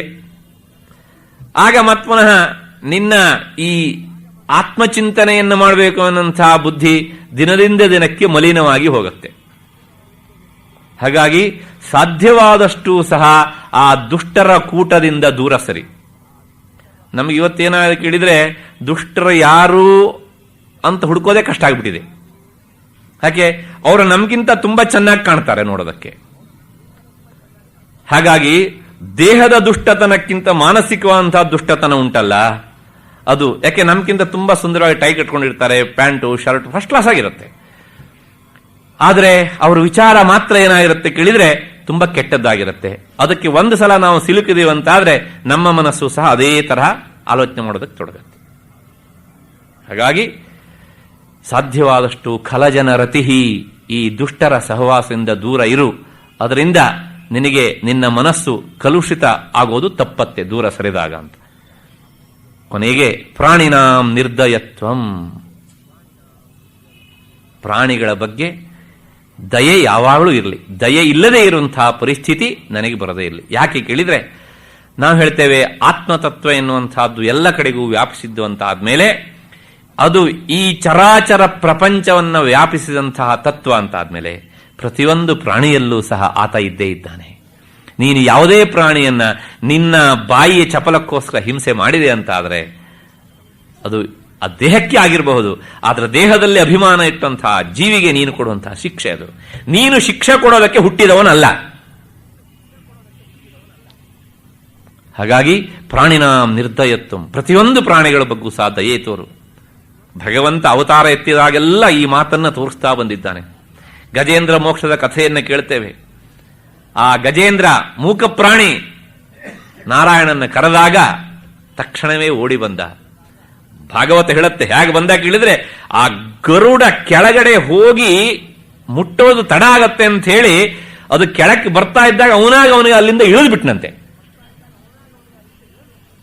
ಯಾಕೆ? ಪ್ರಾಣಿನಾಂ ನಿರ್ದಯತ್ವಂ. ಇದು ಒಂದು ಅವತಾರದಲ್ಲ, ಬಹುತೇಕ ಅವತಾರದಲ್ಲಿ ನಾವು ನೋಡ್ತೇವೆ. ರಾಮಾವತಾರದಲ್ಲಿ ರಾಮ ಕಾಡಿಗೆ ಹೋಗಬೇಕಿದ್ರೆ ಸುಮಂತ್ರ ಆ ರಥವನ್ನ ಹೊಡ್ಕೊಂಡು ಹೋಗ್ತಾನೆ ಗಂಗಾ ತೀರದವರೆಗೆ. ಮಧ್ಯದಲ್ಲಿ ರಾಮನ ಗೆಳೆಯನಂತಹ ಗುಹ ರಾಮನ ಆತಿಥ್ಯ ಮಾಡ್ಲಿಕ್ಕೆ ಬಂದಾಗ ರಾಮ ಹೇಳ್ತಾನೆ, ನನಗೇನು ಬೇಡ, ನಾನು ಪಟ್ಟಣಕ್ಕೆ ಬರೋದಿಲ್ಲ. ಯಾಕೆ? ಇಂದಿನಿಂದ ನಾನು ಕಾಡಾಡಿ ನಾಡಿಗೆ ನಾನು ವಿದಾಯವನ್ನು ಹೇಳಿದ್ದೇನೆ, ಇಲ್ಲ ನಾನೇನಾದ್ರೂ ಮಾಡಬೇಕು, ನನಗೇನೂ ಬೇಡ. ಹಾಗಿದ್ರೆ ಅಶ್ವಾನಾಂ ಖಾದನೇನಾಹಂ ಅರ್ಥೀನಾನ್ಯೇನ ಕೇನಚಿತು. ಅಯೋಧ್ಯೆಯಿಂದ ಇಲ್ಲಿವರೆಗೆ ನನ್ನನ್ನು ಎಳೆತಂದ ಈ ಕುದುರೆಗಳು ನೋಡು ಪಾಪ ಹಸಿವಾಗಿದೆ, ಅವುಗಳೇನಾದ್ರೂ ಕೊಡೋ. ಪ್ರಾಣಿನಾಂ ನಿರ್ದಯತ್ವಂ. ಕೃಷ್ಣಾವತಾರದಲ್ಲೂ ನೋಡ್ತೇವೆ. ಮಹಾಭಾರತ ಯುದ್ಧ ಮಧ್ಯದಲ್ಲಿ ಕೃಷ್ಣ ಇದ್ದಕ್ಕಿದ್ದ ಹಾಗೆ ಯುದ್ಧವನ್ನು ನಿಲ್ಲಿಸಿ ಅಂತ ಸಿಗ್ನಲ್ ಕೊಟ್ಬಿಟ್ಟ. ಕೊಡಬೇಕಾದವನು ಅರ್ಜುನನಾಗಿತ್ತು ವಾಸ್ತವಿಕವಾಗಿ, ಆದ್ರೆ ಕೃಷ್ಣನೇ ಸಿಗ್ನಲ್ ಕೊಟ್ಟ ನಿಲ್ಲಿಸಿ. ಯಾಕೆ ಕೇಳಿದ್ರೆ ನನ್ನ ಕುದುರೆಗಳಿಗೆ ಆಯಾಸ ಆಗಿದೆ, ನೀವು ಬಿಟ್ಟಂತಹ ಬಾಣಾಘಾತದಿಂದ ಅವುಗಳ ಮೈಯಿಂದ ರಕ್ತ ಸೋರ್ತಾ ಇದೆ ಅಂತ ಹೇಳಿ ತಕ್ಷಣವೇ ಅವುಗಳನ್ನ ರಥದಿಂದ ಬಿಚ್ಚಿ ಸರೋವರಕ್ಕೆ ಕರ್ಕೊಂಡೋಗಿ ಅವುಗಳ ಮೈಗಳನ್ನು ತೊಳಸಿ ಆ ಕುದುರೆಗಳಿಗೆ ಔಷಧವನ್ನೆಲ್ಲ ಲೇಪಿಸಿದ. ಈ ಹಿನ್ನೆಲೆಯಲ್ಲೇ ಬಂದದ್ದು ಹೂವ ತರುವರ ಮನೆಗೆ ಹುಲ್ಲ ತರುವ. ಪ್ರಾಣಿನಾಂ ನಿರ್ದಯತ್ವಂ. ನಮಗೆ ಮೇಲ್ಪಂಕ್ತಿಯನ್ನು ಹಾಕಿಕೊಟ್ಟ, ಆದರೆ ನಾವು ನಮ್ಮ ಮನೆಯಲ್ಲಿ ನಾಯಿ ಸಾಕ್ತೇವೆ. ಆ ನಾಯಿ ಏನು ನನ್ನನ್ನು ಸಾಕು ನೀನು ಅಂತ ಹೇಳಲಿಲ್ಲ, ಆದರೆ ಅದಕ್ಕೆ ನಾವು ಏನೋ ಟ್ರೈನಿಂಗ್ ಕೊಡಬೇಕು ಅಂತ ಹೇಳಿ, ಯಾಕೆ ನಮಗೇನೇ ಟ್ರೈನಿಂಗ್ ಇಲ್ಲ, ಅದಕ್ಕೆ ಟ್ರೈನಿಂಗ್ ಕೊಡಬೇಕು ಅಂತ ಹೇಳಿ ಮತ್ತೆ ಅದಕ್ಕೆ ಹೊಡೆದು ಬಡದು ಏನೆಲ್ಲ ಮಾಡೋದು. ಇದರಿಂದ ಏನಾಗುತ್ತೆ ಕೇಳಿದ್ರೆ, ನೀನು ನಿನ್ನ ಜೋಳಿಗೆಯನ್ನು ತುಂಬಿಸ್ಕೊಂಡು ಹೋಗ್ತೀವಿ. ಯಾವುದು? ಪಾಪದ ಜೋಳಿಗೆಯನ್ನ. ಹಾಗಾಗಿ ಮಾಭೂದೇವಂ, ಇದು ಯಾವುದೂ ಸಹ ಯಾವುದೇ ಪ್ರಾಣಿಯಲ್ಲೂ ಸಹ ನನಗೆ ಈ ನಿರ್ದಯೆ ಎನ್ನುವಂತಹ ಸ್ಥಿತಿ ಬಾರದೇ ಇರಲಿ. ಎಲ್ಲದರ ಬಗ್ಗೆ ನನಗೆ ಅನುಕಂಪ ಇರಲಿ. ಒಬ್ಬ ಸಾಧಕನಾದವನಿಗೆ ಇರುವಂತಹ ಗುಣಗಳು ಇವೆಲ್ಲವೂ ಬೇಕು. ಈ ಪ್ರಾಣಿಗಳಲ್ಲಿ ದಯೆ ಬೇಕು ಅಂತ. ಇವತ್ತು ಪ್ರಾಣಿ ದಯಾ ಸಂಘ ಅಂತಾನೆ ಹುಟ್ಟಿದೆ. ಆದರೆ ಭಗವತ್ಪಾದರು ಈ ಮಾತು ಹೇಳಬೇಕಾದ್ರೆ ಯಾವ ಸಂಘವೂ ಇರಲಿಲ್ಲ. ಎಷ್ಟು ಪ್ರಾಣಿಗಳನ್ನು ಪ್ರೀತಿಸಿದವರು. ಹೀಗೆ ಈ ನಿರ್ದಯತ್ವ ಎನ್ನುವಂತಹದ್ದು ನನಗೆ ಯಾವ ಜನ್ಮದಲ್ಲೂ ಬಾರದೇ ಇರಲಿ ಎನ್ನುವಂತಹ ಪ್ರಾರ್ಥನೆಯೊಂದಿಗೆ ಈ 14ನೇ ಪದ್ಯವನ್ನು ಮುಗಿಸೋಣ. ಕೊನೆಗೆ 15ನೆಯ ಪದ್ಯ. ಆಯುರ್ನಶ್ಯತಿ ಪಶ್ಯತಾಂ ಪ್ರತಿದಿನಂ ಯಾತಿ ಕ್ಷಯಂ ಯೌವನಂ ಪ್ರತ್ಯಾಯಾಂತಿ ಗತಾಃ ಪುನರ್ನ ದಿವಸಾಃ ಕಾಲೋ ಜಗದ್ಭಕ್ಷಕಃ ಲಕ್ಷ್ಮೀಸ್ತೋಯ ತರಂಗಭಂಗ ಚಪಲಾ ವಿದ್ಯುಚ್ಚಲಂ ಜೀವಿತಂ ತಸ್ಮಾನ್ ಮಾಂ ಶರಣಾಗತಂ ಕರುಣಯ ತ್ವಂ ರಕ್ಷ ರಕ್ಷಾಧುನಾ. ಎರಡೂ ಕೈಯನ್ನು ಜೋಡಿಸಿ ನಮಗೋಸ್ಕರ ಪ್ರಾರ್ಥನೆ ಮಾಡ್ತಾರೆ. ಏನು ಕೇಳಿದ್ರೆ, ಈ ಪ್ರಪಂಚದ ನಶ್ವರತೆ ಬಗ್ಗೆ ನಾವು ಮೊನ್ನೆ ದಿವಸ ನೋಡಿದ್ದೇವೆ. ನಿನ್ನೆ ದಿವಸ ಕಿಮ್ಯಾನೇನ ಧನೇನ ವಾಜಿಕರಿಭಿ ಅಂತ. ಆದರೆ ಅಲ್ಲಿ ಹೇಳದಿರೋ ಕೆಲವು ವಿಚಾರವನ್ನ ಮತ್ಮನ ಇಲ್ಲಿ ಹೇಳಿ, ನನಗೆ ಉಳಿದಿರೋದು ಒಂದೇ ದಾರಿ ಅಂದ್ರೆ, ನಾನು ನಿನ್ನ ಪದತಲದಲ್ಲಿ ಶರಣು ಬಂದಿದ್ದೇನೆ, ನನ್ನನ್ನು ನೀನು ಕಾಪಾಡು. ಆಯುರ್ನಶ್ಯತಿ ಪಶ್ಯತಾಂ. ಪಶ್ಯತಾಂ ಅಂದ್ರೆ ನೀನು ನೋಡ್ತಾ ನೋಡ್ತಾ ಇದ್ದಾಗಲೇನೆ ನಿನ್ನ ಆಯುಷ್ಯ ಕ್ಷೀಣವಾಗ್ತಾ ಇರುತ್ತೆ. ಮತ್ತೆ ಪ್ರತಿದಿನಂ ಯಾತಿ ಕ್ಷಯಂ ಯೌವನಂ. ಪ್ರತಿದಿನವೂ ನಿನ್ನ ಯೌವನ ಅದು ಕ್ಷಯವಾಗ್ತಾ ಇರುತ್ತೆ. ಮುಂದಿನ ಮಾತು, ಪ್ರತ್ಯಾಯಾಂತಿ ಗತಾಃ ಪುನರ್ನ ದಿವಸಾಃ. ಕಳೆದು ಹೋದಂತಹ ದಿನಗಳು ನಿನ್ನ ಜೀವಮಾನದಲ್ಲಿ ಒಂದು ಸಲನೂ ಮತ್ತು ವಾಪಸ್ ಬರೋದಿಲ್ಲ. ಯಾಕೆ ಕೇಳಿದ್ರೆ, ಕಾಲೋ ಜಗದ್ಭಕ್ಷಕಃ. ಈ ಕಾಲ ಎನ್ನುವಂತಹದ್ದು ಜಗತ್ತನ್ನೇ ಕಬಳಿಸಿ ಬಿಡತ್ತೆ. ಆ ಜಗತ್ತಿನಲ್ಲಿರುವಂತಹ ನಿನ್ನನ್ನ ಕಬಳಿಸದೆ ಬಿಡತ್ಯೋ ಅಂತ ಪ್ರಶ್ನೆ. ಮತ್ತೆ ಹಾಗಿದ್ರೆ ಇದನ್ನೆಲ್ಲ ತಪ್ಪಿಸ್ಕೊಳ್ಳೋದಕ್ಕೆ ನಾನು ಸಂಪತ್ತಿಗೆ ಮರೆ ಹೋಗಲೋ ಅಂದ್ರೆ, ಲಕ್ಷ್ಮೀ ಸ್ತೋಯ ತರಂಗ ಭಂಗ ಚಪಲ. ಸಮುದ್ರದ ಅಲೆಯಂತೆ, ನೀರಿನ ಅಲೆಯಂತೆ ಲಕ್ಷ್ಮಿ ಚಂಚಲ. ಯಾಕೆ ಕೇಳಿದ್ರೆ, ಮತ್ತೆ ಮುಂದೆ ನೋಡುವ ಯಾಕೆ. ವಿದ್ಯುಚ್ಚಲಂ ಜೀವಿತಂ. ಹೀಗಿರಬೇಕಿದ್ರೆ ನಿನ್ನ ಬದುಕು ಹೇಗೆ ಕೇಳಿದ್ರೆ, ಕಾರ್ಮೋಡಗಳ ಮಧ್ಯೆಯಲ್ಲಿ ಒಂದು ಸಲ ಮಿಂಚಿ ಮಾಯ ಆಗುವಂತಹ ಈ ಮಿಂಚಿನಂತೆ ಇರುವಂತಹದ್ದು, ಕ್ಷಣಭಂಗುರವಾದಂತಹದ್ದು. ಇಂತಹ ಸ್ಥಿತಿಯಲ್ಲಿ ತಸ್ಮಾತ್, ನನಗೆ ಈ ಜ್ಞಾನೋದಯ ಆಗಿದೆಪ್ಪ ಪರಮೇಶ್ವರ, ಈಗ ನಾನು ಇದನ್ನು ತಪ್ಪಿಸ್ಕೊಳ್ಳೋಕೆ ಆಗ್ತಾ ಇಲ್ಲ. ಹಾಗಾಗಿ ತಸ್ಮಾನ್ ಮಾಂ ಶರಣಾಗತಂ ಕರುಣಯ. ನಾನು ನಿನಗೆ ಶರಣು ಬಂದಿದ್ದೇನೆ, ನೀನು ಕರುಣಾಮೂರ್ತಿಯಾಗಿದ್ದೆ. ಯಾಕೆ ಕೇಳಿದರೆ, ನಿನ್ನೆ ದಿವಸ ನಾವು ನೋಡಿದ್ದೇವೆ, ಚಂದ್ರೋದ್ಭಾಸಿತ ಶೇಖರೇ. ಯಾರೂ ಆ ಚಂದ್ರನನ್ನು ಆಯ್ದುಕೊಳ್ಳದೆ ಇದ್ದಾಗ ಪರಮೇಶ್ವರ ನೀನೇ ನನಗೆ ಗತಿ ಅಂತ ಹೇಳಿದಾಗ, ಆ ಚಂದ್ರನಿಗೆ ನೀನು ಎಲ್ಲಿ ಸ್ಥಾನವನ್ನು ಕೊಟ್ಟೆ? ನಿನ್ನ ತಲೆಯಲ್ಲಿ ಸ್ಥಾನವನ್ನು ಕೊಟ್ಟಿದ್ದೇನೆ. ಹಾಗಾಗಿ ಇದು ಹೇಳತ್ತೇನೆ ಕೇಳಿದ್ರೆ, ನೀನು ಕರುಣಾಪರ ಅಂತ. ಶರಣಾಗತಂ ಕರುಣಯ ತ್ವಂ ರಕ್ಷ ರಕ್ಷಾಧುನ. ನನ್ನನ್ನು ಕಾಪಾಡಬೇಕು. ಯಾವಾಗ ಕೇಳಿದ್ರೆ ಅಧುನಾ, ಈ ಕ್ಷಣದಲ್ಲಿ ನನ್ನನ್ನು ನೀನು ಒಪ್ಕೊಳ್ಬೇಕು ಅಂತ. ಈ ಪ್ರಾರ್ಥನೆಯೊಂದಿಗೆ ಈ ಪದ್ಯ ಮುಗಿಯತ್ತೆ. ಏನು? ಆಯುರ್ನಶ್ಯತಿ ಪಶ್ಯತಾಂ. ಭಾಗವತ ಒಂದು ಮಾತು ಹೇಳುತ್ತೆ, ಒಬ್ಬ ಮನುಷ್ಯನಿಗೆ 100 ವರ್ಷ ಆಯುಷ್ಯ ಅಂತಿದ್ರೆ ಬಹಳ ಅಪರೂಪ. ಮತ್ತೆ ಆ ಆಯುಷ್ಯ ಹೇಗೆ ಕಳೆಯುತ್ತೆ ಕೇಳಿದ್ರೆ, ಇವನ ಆಯುಷ್ಯದ ಅರ್ಧ ಭಾಗವನ್ನ ನಿದ್ರೆಯಾ ಹ್ರಿಯತೆ ನಕ್ತಂ, 50 ವರ್ಷ ಅದರೊಳಗೆ ಹೋಯ್ತು. ವ್ಯವಾಯೇನ ನವಂ ವಯಃ, ಯೌವನದಲ್ಲಿ ದೇಹವನ್ನ ತೃಪ್ತಿಪಡಿಸೋದಕ್ಕೆ ಅಂತ ಹೇಳಿ ಮೈಸುಖದಲ್ಲಿಯೇ ಎಷ್ಟೋ ವರ್ಷ ಕಳೆದು ಬಿಟ್ಟಿದ್ದಾನೆ. ಮತ್ತೆ ಇನ್ನು ನೆಂಟರ ಮನೆ, ಗೆಳೆಯರ ಮನೆ, ಮತ್ತೆ ಆಫೀಸು, ಮತ್ ಪುನಃ ಯಾರೋ ಹೇಳಿದ ಕೆಲಸಕ್ಕೋಸ್ಕರ ಓಡಾಟ ಮಾಡು, ಇಷ್ಟ ಇದ್ದ ಕೆಲಸ ಮಾಡೋದಕ್ಕೆ, ಇಷ್ಟ ಇಲ್ಲದೆ ಇರುವ ಕೆಲಸ ಮಾಡೋದಕ್ಕೆ ಅಂತೆಲ್ಲ ಹೋದಾಗ ನೀನು ನಿನ್ನ ಆತ್ಮಚಿಂತನೆಗೋಸ್ಕರ ಎಷ್ಟು ಸಮಯವನ್ನ ಮೀಸಲಾಗಿ ಇಟ್ಟೆ. ನೀನದನ್ನು ಮಾಡಲಿಲ್ಲ ಅಂಥೇಳಿ ನಿನ್ನ ಆಯುಷ್ಯ ಸರಿಯೋದು ನಿಲ್ಲೋದಿಲ್ಲ. ಇದು ಹೇಗೆ ಕೇಳಿದ್ರೆ, ಕಾಲವ್ಯಾಲ ಮುಖಾರೀಢ ಅಂತ ಭಾಗವತ ಹೇಳುತ್ತೆ ಆ ಮಾತನ್ನ. ಈ ಕಾಲ ಇದು ಹೇಗೆ ಕೇಳಿದ್ರೆ, ಒಂದು ಬಾಯಿ ಕಳೆದು ನಿಂತಹ ಸರ್ಪ ಇದ್ದ ಹಾಗೇನೆ. ಈ ಭೂತಕಾಲವೇ ಬಾಯಿ ಕಳೆದು ನಿಂತಹ ಸರ್ಪ. ಅದರೊಳಗೆ ನಾವು ಅರ್ಧ ಅದು ಕಬಳಿಸ್ಬಿಟ್ಟಿದೆ. ಈಗ ನಾವೇನ್ ಮಾಡಿದ್ದೇವೆ ಕೇಳಿದ್ರೆ, ಇದು ಹಿಡ್ಕೊಂಡಾಗ ನಾವು ಭವಿಷ್ಯ ಕಾಲವನ್ನು ಕಚ್ಕೊಂಡಿದ್ದೇವೆ. ಹೀಗೆ ಸೊಂಟದವರೆಗೆ ಆ ಭೂತಕಾಲ ನುಂಗಿದೆ, ಮತ್ತೆ ಭವಿಷ್ಯವನ್ನು ನಾವು ಹೀಗೆ ಕಚ್ಕೊಂಡಿದ್ದೇವೆ, ಅದನ್ನು ಹಿಡ್ಕೊಂಡಿದ್ದೇವೆ. ಇದು ಅರ್ಧ ನುಂಗಿದೆ. ಮಧ್ಯೆಯಲ್ಲಿರುವಂತಹ ವರ್ತಮಾನ ಕಾಲ ಮಾತ್ರ ಬಹಳ ಸಂಕ್ಷೇಪವಾಗಿ ಚಿಕ್ಕದಾಗಿ ಇದೆ. ಆದರೆ ಏನಾಗುತ್ತೆ ಕೇಳಿದ್ರೆ, ಭವಿಷ್ಯತ್ತು ನಮ್ಮನ್ನ ಈ ಭೂತದ ಬಾಯಿಯಿಂದ ಎಳೆಯೋಲ್ಲ, ವರ್ತಮಾನ ಕಾಲವೂ ಎಳೆಯೋಲ್ಲ. ಈ ಎರಡು ಕಿತ್ತಾಟದಲ್ಲಿ ಗೆಲ್ಲೋದು ಭೂತಕಾಲವೇ. ನಮ್ಮನ್ನು ಎಳಿತಾ ಇರುತ್ತೆ, ವರ್ತಮಾನ ಕಾಲವನ್ನು ಎಳಿತಾ ಇರುತ್ತೆ. ಆ ವರ್ತಮಾನ ಕಾಲದಲ್ಲಿರುವಂತಹ ನಾವು ಸಹ ದಿನದಿಂದ ದಿನಕ್ಕೆ ಭೂತವಾಗ್ತಾ ಇರ್ತೇವೆ.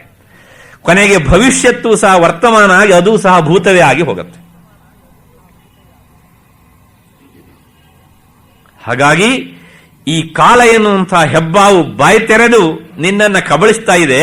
ಅದ್ರ ಒಳಗಡೆಗೆ ಇದ್ದು ಸಹ ನೀನು ಅಲ್ಲಿದ್ದೇನೆ ನಾನು ಅಂತ ವಿಚಾರ ಮಾಡ್ತಾ ಇಲ್ವಲ್ಲಪ್ಪ. ಹಾಗಾಗಿ ಆಯುರ್ನಶ್ಯತಿ ಪಶ್ಯತಾಂ, ಇದು ಒಂದು. ಮತ್ತೆ ಇನ್ನೊಂದು ಏನು ಕೇಳಿದ್ರೆ, ಆಯುಷ್ಯ ನಾವು ಏನು ಒಳ್ಳೆ ಕೆಲಸ ಮಾಡಿದ್ರೂ ಸರಿತಾ ಇರುತ್ತೆ, ಒಳ್ಳೆ ಕೆಲಸ ಮಾಡದೆ ಸುಮ್ಮನೆ ಕುಳಿತಿದ್ರು ಸಹ ಸರಿತಾ ಇರುತ್ತೆ, ಕಳೆದು ಹೋಗ್ತಾ ಇರುತ್ತೆ. ನಾವೇನ್ ಮಾಡ್ತೇವೆ ಕೇಳಿದ್ರೆ, ನಾವು ಸ್ವಲ್ಪ ವಿಲಾಸ ಪ್ರಿಯರು, ಸಮುದ್ರ ತೀರಕ್ಕೆ ಹೋಗ್ತೇವೆ, ಸನ್ರೈಸ್ ಸನ್ಸೆಟ್ ನೋಡಬೇಕು ಅಂತ ಸಂತೋಷ. ಆದರೆ ತಪ್ಪಲ್ಲ, ಒಂದು ಎಚ್ಚರಿಕೆ ಇರಬೇಕು. ಏನು ಕೇಳಿದ್ರೆ, ಸೂರ್ಯೋದಯವನ್ನು ನಾವು ನೋಡ್ತೇವೆ, ನೋಡಿದಾಗ ಆಹಾ ಎಷ್ಟು ಚೆನ್ನಾಗಿದೆ, ಸೂರ್ಯ ಉದಯಿಸ್ತಾ ಇದ್ದಾನೆ ಅಂತ ಹೇಳ್ತಾ ಹೇಳ್ತಾ ನಾವು ಸಂತೋಷ ಪಡ್ತೇವೆ. ಆದರೆ ಆ ಸಂತೋಷದ ಜೊತೆಗೆ ನಿನಗಾಗ್ತಾ ಇರುವಂತಹ ಒಂದು ಕಠೋರವಾದ ಅನ್ಯಾಯವನ್ನು ನೀನು ಮೈಮರೆತಿದ್ದೀಯ ಅಂತ ಹೇಳುತ್ತೆ ಶ್ರುತಿ. ಏನು ಕೇಳಿದ್ರೆ, ಇಂದು ಬೆಳಗಾಗಿ ನೀನು ಸೂರ್ಯ ಉದಯವನ್ನು ನೋಡ್ತಾ ಇದ್ದೀಯೇ, ಸಂತೋಷ ಪಡ್ತಾ ಇದ್ದೀಯೆ. ಆದರೆ ಒಂದು ನೆನಪಿಟ್ಕೋ, ನಿನ್ನೆ ರಾತ್ರಿ ಸೂರ್ಯ ಕಂತಿದನಲ್ಲ, ಅವನ ಕಂತು ಅಂದ್ರೆ ಅಸ್ತಂಗತನಾಗಿ ಇಂದು ಉದಯ ಆಗಬೇಕಿದ್ರೆ ನಿನ್ನ ಬದುಕಿನ 12 ತಾಸನ್ನ ನಿನಗೆ ಗೊತ್ತಿಲ್ಲದೆ ಆತ ಕದ್ದಿದ್ದಾನೆ. ನೀನು ಸೂರ್ಯೋದಯ ಚೆನ್ನಾಗಿದೆ ಅಂತ ಹೇಳಿ ಸಂತೋಷ ಪಡ್ತೀಯ, ಸಂತೋಷ ಪಡು. ಹಾಗೇನೆ ಮತ್ತೆ ಸಾಯಂಕಾಲ ಹೊತ್ತು ಸೂರ್ಯಾಸ್ತವನ್ನು ನೋಡ್ತೀಯ, ನೋಡು, ಸಂತೋಷ ಪಡು. ಆದ್ರೆ ಒಂದು ಎಚ್ಚರಿಕೆ ಇರಲಿ, ಬೆಳಗಾತ ಎದ್ದು ಉದಯನಾದಂತಹ ಸೂರ್ಯ ಸಾಯಂಕಾಲ ಅಸ್ತಂಗತನಾಗಬೇಕಿದ್ರೆ ನಿನಗೆ ಗೊತ್ತಿಲ್ಲದೆ ನಿನ್ನ ಬದುಕಿನ ಮತ್ತೆ ಉಳಿದ 12 ತಾಸುಗಳಿಗೆ ಕತ್ತರಿ ಹಾಕಿದ್ದಾನೆ ಅನ್ನೋದನ್ನು ಮರಿಬೇಡ. ಹಾಗಾಗಿ ಒಂದು ಸಲ ಸೂರ್ಯ ಹುಟ್ಟಿ ಆತ ಅಸ್ತಂಗತನಾಗಿ ಮತ್ಪುನಃ ಉದಯನಾಗ್ತಾನೆ ಅಂತಾದ್ರೆ ನಮಗೆ ಗೊತ್ತಿಲ್ಲದೆ ನಮ್ಮ ಬದುಕಿನ 24 ಗಂಟೆಗಳನ್ನ ಆತ ಕಿತ್ತು ತಿಂದಿರ್ತಾನೆ. ಅಂದರೆ ನೀನು ನಿನಗೆ ಗೊತ್ತಿಲ್ಲದೆ ಒಂದೊಂದು ಸಲ ಸೂರ್ಯೋದಯ ಸೂರ್ಯಾಸ್ತ ಆದಾಗಲೂ ನಿನ್ನ ಬದುಕಿನಲ್ಲಿ ನೀನು 24 ಗಂಟೆಗಳ ಸಮಯ ಸಾವಿಗೆ ಹತ್ರ ಆಗ್ತಾ ಇರ್ತೀಯ. ಇದನ್ನೇ ಹೇಳುತ್ತೆ ಅರುಣ ಪ್ರಶ್ನ. ಯೋಸೌ ತಪನ್ನುದೇತಿ ಸ ಸರ್ವೇಷಾಂ ಭೂತಾನಾಂ ಪ್ರಾಣಾನಾದಾಯೋದೇತಿ ಮಾಮೇ ಪ್ರಜಾಯ ಮಾ ಪಶೂನಾಂ ಮಮ ಪ್ರಾಣಾನಾದಾಯೋದಗಾಹ. ನನ್ನ ಆಯುಷ್ಯವನ್ನ ಹೀರಿಕೊಂಡು ನೀನು ಉದಯನಾಗಬೇಡ ಸೂರ್ಯನಾರಾಯಣ ಅಂತ ಪ್ರಾರ್ಥನೆ. ಅಸವ್ಯೋಸ್ತಮೇತಿ ಸ ಸರ್ವೇಷಾಂ ಭೂತಾನಾಂ ಪ್ರಾಣಾನಾದಾಯಾಸ್ತಮೇತಿ ಮಾಮೇ ಪ್ರಜಾಯ ಮಾ ಪಶೂನಾಂ ಮಮ ಪ್ರಾಣಾನಾದಾಯಾಸ್ತಂಗಾಹ. ನನ್ನ ಪ್ರಾಣವನ್ನ ಹೀರಿಕೊಂಡು ನೀನು ಅಸ್ತನಾಗಬೇಡ ಸೂರ್ಯನಾರಾಯಣ. ಆಯಿತು, ಸೂರ್ಯನಾರಾಯಣೆಯೋ ಈ ಪ್ರಾರ್ಥನೆಯನ್ನು ಕೇಳಿ ಬಿಟ್ಟ ಅಂತ ಅಂದ್ಕೊಂಡ್ರೆ, ಓಹೋ ಚಂದ್ರ ಸುಮ್ಮನಿರ್ತಾನ, ಹುಣ್ಣಿಮೆ ದಿವಸ ಬಂದು ಆಕಾಶವನ್ನೆಲ್ಲ ವ್ಯಾಪಿಸಿ ಆತ ಚಂದವಾಗಿ ಕಾಣ್ತಾನೆ. ನಾವು ನೋಡ್ತೇವೆ ಎಷ್ಟು ಚಂದಾಗಿದೆ ಅಂತ. ಚಂದ ಆಗಿರೋದಲ್ಲ, ನಮ್ಮನ್ನು ನೋಡಿ ನಗುತ್ತಾನೆ ಅವನು. ಯಾಕೆ ಕೇಳಿದ್ರೆ, ಹಿಂದಿನ ಸಲ ನೀನು ಹುಣ್ಣಿಮೆ ದಿವಸ ನನ್ನನ್ನು ನೋಡಬೇಕಿದ್ರೆ ನಿನಗೆ ಎಷ್ಟು ಆಯುಷ್ಯ ಇತ್ತೋ ಅಷ್ಟು ಆಯುಷ್ಯಲ್ಲಿ 1 ತಿಂಗಳವನ್ನ ಇವತ್ತು ನನ್ನನ್ನು ನೀನು ನೋಡಬೇಕಿದ್ರೆ ಕಳ್ಕೊಂಡಿದ್ದೀಯ ಅಂತ ಹೇಳ್ತಾ ಇರ್ತಾನೆ. ಅದಕ್ಕೋಸ್ಕರ ನಮ್ಮನ್ನು ನೋಡಿ ನಗ್ತಾ ಇರೋದು ಆತ. ಆ ಆಕಾಶದಲ್ಲಿರುವಂತಹ ನಕ್ಷತ್ರಗಳೆಲ್ಲ ಪಕ ಪಕ ಪಕ ಪಕ ಅಂತ ಮಿಂಚ್ತಾ ಇರುತ್ತವೆ. ಯಾಕೆ ಹೇಳಿದ್ರೆ ನಮ್ಮನ್ನು ನೋಡಿ ನಗ್ತಾ ಇರುತ್ತವೆ ಅಂತ. ದಿನದಿಂದ ದಿನಕ್ಕೆ ನೀನು ಹತ್ರ ಆಗ್ತಾ ಇದ್ದೀಯ ಸಾವಿಗೆ, ಆದರೂ ನನ್ನನ್ನು ನೋಡುವ ಚಪಲ ಕಣೆಯ ನಿನಗೆ ಅಂತ ಹೇಳಿ ಕೊನೆಗೆ ಒಂದೊಂದು ದಿನ, ಹಗಲು, ನಕ್ಷತ್ರ ಎಲ್ಲವೂ ಸಹ. ಹಾಗಾಗಿ ನಾವು ಒಂದು ರಾತ್ರಿ ಕಳೆದ್ವಿ ಅಂದ್ರೆ ನಮ್ಮ ಬದುಕಿನಲ್ಲಿ 12 ತಾಸು ಸಾವಿಗೆ ಹತ್ರ ಆದ್ವಿ. ಒಂದು ಹಗಲನ್ನು ಕಳೆದ್ವಿ ಅಂದ್ರೆ ನಾವು ನಮಗೆ ಗೊತ್ತಿಲ್ಲದೇನೆ ನಮ್ಮ ಬದುಕಿನ 12 ತಾಸು ನಾವು ಸಾವಿನತ್ತ ಹೋಗ್ತಾ ಇದ್ದೇವೆ. ಇದನ್ನ ಕೇಳಿ ಆದ್ಮೇಲೆ ಬರ್ತ್ಡೇ ಮಾಡ್ಕೊಳ್ಬೇಕಿದ್ರೆ ನಾವು ಸ್ವಲ್ಪ ವಿಚಾರ ಮಾಡಬೇಕು. ನಾವು ಯಾವಾಗಲೂ ಹಾಗೆ, ಮನುಷ್ಯ ಒಂದು ಮುಖವನ್ನು ಮಾತ್ರ ವಿಚಾರ ಮಾಡ್ತಾನೆ. ಒಬ್ಬ ಮನುಷ್ಯನಿಗೆ 90 ವರ್ಷ ಆಯುಷ್ಯ, ಅವನು ಹುಟ್ಟಬೇಕಾದ್ರೆ ಕಟ್ಕೊಂಡು ಬಂದಿದ್ದಾನೆ ಅಂತ ಇಟ್ಕೊಳ್ಳಿ. ಪ್ರಪಂಚದಲ್ಲಿ ನೀವು ಬೇರೆ ಎಲ್ಲವನ್ನು ಸಹ ಹೆಚ್ಚಿಸಿಕೊಳ್ಬಹುದು. ಬಾಲ್ಯದಿಂದ ಯೌವನಾವಸ್ಥೆಗೆ ಬಂದ್ರಿ, ಶರೀರ ಬೆಳೀತು. ಮೊದಲು ಏನೋ ದುಡ್ಡಿರಲಿಲ್ಲ, ಕಷ್ಟಪಟ್ರಿ, ದುಡ್ಡು ಬೆಳೀತು, ಎಲ್ಲ ಆಯ್ತು. ಆದ್ರೂ ಆಯುಷ್ಯ ಮಾತ್ರ ಬೆಳೀತು, ಹೆಚ್ಚಾಯಿತು ಅನ್ನೋದು ಇಲ್ವೇ ಇಲ್ಲ. 90 ವರ್ಷ ಆಯುಷ್ಯವನ್ನ ಇಟ್ಕೊಂಡು ಹುಟ್ಟಿದ ಅಂತಾದ್ರೆ, 10 ವರ್ಷ ಕಳೆದ ಅಂತಾದ್ರೆ ಅವನಿಗೆ ಇನ್ನು ಉಳಿದಿರೋದು 80 ವರ್ಷ ಮಾತ್ರ. ಅಂದ್ರೆ 10 ವರ್ಷ ಅವನು ಕಳ್ಕೊಂಡು ಸಾವಿಗೆ ಹತ್ರ ಆಗಿದ್ದಾನೆ ಅಂತ ಅರ್ಥ. ಹಾಗಾಗಿ ಈ ದೇಹ ಇದೊಂದು 9 ರಂಧ್ರಗಳ ಮಡಿಕೆ. ಇದರೊಳಗೆ ಆಯುಷ್ಯ ಎನ್ನುವಂತ ನೀರನ್ನು ಹಾಕಿ ಬಿಟ್ಟುಬಿಟ್ಟಿದ್ದಾನೆ. ನಮಗೆ ಈ ತೂತನ್ನ ಮುಚ್ಚುವುದಕ್ಕೆ ಮನಸ್ಸೇ ಇಲ್ಲ ನಮಗೆ. ಹಾಗಾಗಿ ಈ 9 ರಂಧ್ರಗಳಿಂದ ಸದಾ ಆಯುಷ್ಯ ಎನ್ನುವಂತಹದ್ದು ಸುರಿತಾ ಇರುತ್ತೆ. ಯಾವ್ಯಾವುದು 9 ರಂಧ್ರ? ಸಪ್ತೋಪರಿಕೃತಾದ್ವಾರ 4, 6, 7 ಅಧಸ್ತಸ್ಮಾತ್ತು 2 ಅಧ. ಮತ್ತೆ ಕೆಳಗಿನ ಮಲಮೂತ್ರ ವಿಸರ್ಜನೆ 2 ದ್ವಾರಗಳು. ಈ 9 ರಂಧ್ರಗಳಿಂದ ನಿರಂತರ ಹೊಲಸು ಅಷ್ಟೇ ಹೋಗುತ್ತೆ ಅಂತ ನಾವು ಅಂದ್ಕೊಂಡಿದ್ದೆ. ಅಲ್ಲ, ಮತ್ತೆ ಕೆಲವು ಜನರಿಗೆ ಅದು ಗೊತ್ತಿಲ್ಲ, ಆಯುಷ್ಯವೂ ಸುರಿದು ಹೋಗ್ತಾ ಇರುತ್ತೆ. ಹಾಗಾಗಿ ಆಯುಷ್ಯ ಎನ್ನುವಂತಹದ್ದು ಜೀವನದಲ್ಲಿ ಪ್ಲಸ್ ಆಗುವುದು ಅನ್ನೋದು ಇಲ್ವೇ ಇಲ್ಲ. ಹಾಗಾಗಿ ನೀನು ನಿನ್ನ ಬರ್ತ್ಡೇಯನ್ನು ಮಾಡ್ಕೊಳ್ಬೇಕಿದ್ರೆ, ನನಗೆ ಇವತ್ತು 35 ವರ್ಷ ಆಯಿತು ಒಂದು ಸಂತೋಷದಿಂದ ಮಾಡ್ಕೊಳ್ತಾ ಇದೆಯಲ್ಲಪ್ಪ. 90 ವರ್ಷ ಇದ್ದಂತಹ ನಿನಗೆ 35 ವರ್ಷದ ಬರ್ತ್ಡೇ ದಿವಸ ಒಂದು ಕ್ಷಣ ನೀನು ವಿಚಾರ ಮಾಡು, ನಾನು ಎಷ್ಟು ವರ್ಷ ಸಾವಿಗೆ ಹತ್ರನಾದೆ ಅಂತ. ಆದರೆ ನಮಗೆ 50 ವರ್ಷ ಆದರೂ ಸಹ ಬರ್ತ್ಡೇ ಮಾಡ್ಕೊಳ್ಳುವಂತಹ ಚಪಲ ಹೋಗೋದಿಲ್ಲ. ಸ್ವಾರಸ್ಯ ಅಂದ್ರೆ ಯಾಕೆ? ನಾವು ಬರ್ತ್ಡೇ ದಿವಸ ಇದನ್ನ ಮಾತ್ರ, ನನಗೆ 50 ವರ್ಷ ಆಯ್ತು, 50 ವರ್ಷ ಆಯ್ತು, ಸಂತೋಷ. What is your achievement? ಏನು ಗಳಿಸ್ದೆ ಕೇಳಿದ? ಏನಿಲ್ಲ, 1 ವರ್ಷ ತಳ್ಳಿ ಹಾಕಿದ್ದಷ್ಟೇ ನಿನ್ನ ಅಚೀವ್ಮೆಂಟ್ ಅಷ್ಟೇನೆ. ಅದಕ್ಕೇನು ನಿನ್ನ ಕಷ್ಟಪಡಬೇಕಾದಿಲ್ಲ. ನೀನು ಕೆಲಸ ಮಾಡಿದ್ರೂ ಕಾಲ ಕಳಿಯುತ್ತೆ, ಕೆಲಸ ಮಾಡದಿದ್ರೂ ಕಳಿಯುತ್ತೆ. ಕಾಲ ತಳ್ಳೋದ್ರೊಳಗೆ ನಿನ್ನ ಹೊಣೆಗಾರಿಕೆ ಏನೂ ಇಲ್ಲ.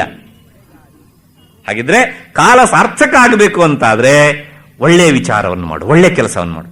ಅದು ಮಾಡಿದಾಗ ಮಾತ್ರ ಏನಾಗುತ್ತೆ ಕೇಳಿದ್ರೆ ಕಳೆದು ಹೋದ ಕಾಲವು ಅದು ಕಳೆದಂತಲ್ಲ, ಅದು ನಿನಗೆ ಒಳ್ಳೆಯದನ್ನು ಮಾಡುತ್ತೆ. ಅದಕ್ಕೋಸ್ಕರ ಭಗವತ್ಪಾದರ ಆ ಪದಪ್ರಯೋಗ ಹೇಗುಂಟು ಕೇಳಿದ್ರೆ ಪಶ್ಯತಾಂ ಆಯುರ್ನಶ್ಯತಿ. ನೀನು ನೋಡ್ತಾ ನೋಡ್ತಾ ಇದ್ದಾಗಲೇನೆ ಆಯುಷ್ಯ ಕಳೀತಾ ಇರುತ್ತೆ. ಅದನ್ನ ಕಂಡು ಆಯುಷ್ಯವ ಸರಿತಾ ಇರೋದನ್ನ ತಡೆಯೋದಕ್ಕೆ ನಿನ್ನತ್ರ ಆಗೋಲ್ಲ. We are helpless. ಪ್ರತಿದಿನಂ ಯಾತಿ ಕ್ಷಯಂ ಯೌವನಂ. ಮತ್ತೆ ಮುಂದಕ್ಕೆ ಹೋಗೋಣ. ಪ್ರತಿದಿನವೂ ಸಹ ಈ ಯೌವನ ಏನಾಗುತ್ತೆ ಕೇಳಿದ್ರೆ ಕ್ಷಯಂ ಯಾತಿ, ಕ್ಷಯ ಆಗ್ತಾ ಇರುತ್ತೆ. ಯೌವನದಲ್ಲಿ ಎಷ್ಟು ಚಂದ ಇದ್ದ, ಆಹಾ, ನಮಗೇನೆ ಅನುಮಾನ 10 ವರ್ಷ ಆದ್ಮೇಲೆ ಅದೇ ವ್ಯಕ್ತಿಯನ್ನು ನೋಡಿದ್ರೆ ಇವನವನೇ ಹೌದೋ ಹೇಗೆ ಅಂತ. ಯಾಕೆ? ಮುಖದಲ್ಲಿ ಎಲ್ಲಿಲ್ಲದ ನೆರಿಗೆಗಳು ಬಂದಿವೆ, ಮತ್ತೆ ಬಾಯಿಯೊಳಗಡೆಗೆಲ್ಲ ಸ್ವಲ್ಪ ಮೈನಸ್ ಆಗಿವೆ. ಯೌವನದಲ್ಲಿ ಬಹಳ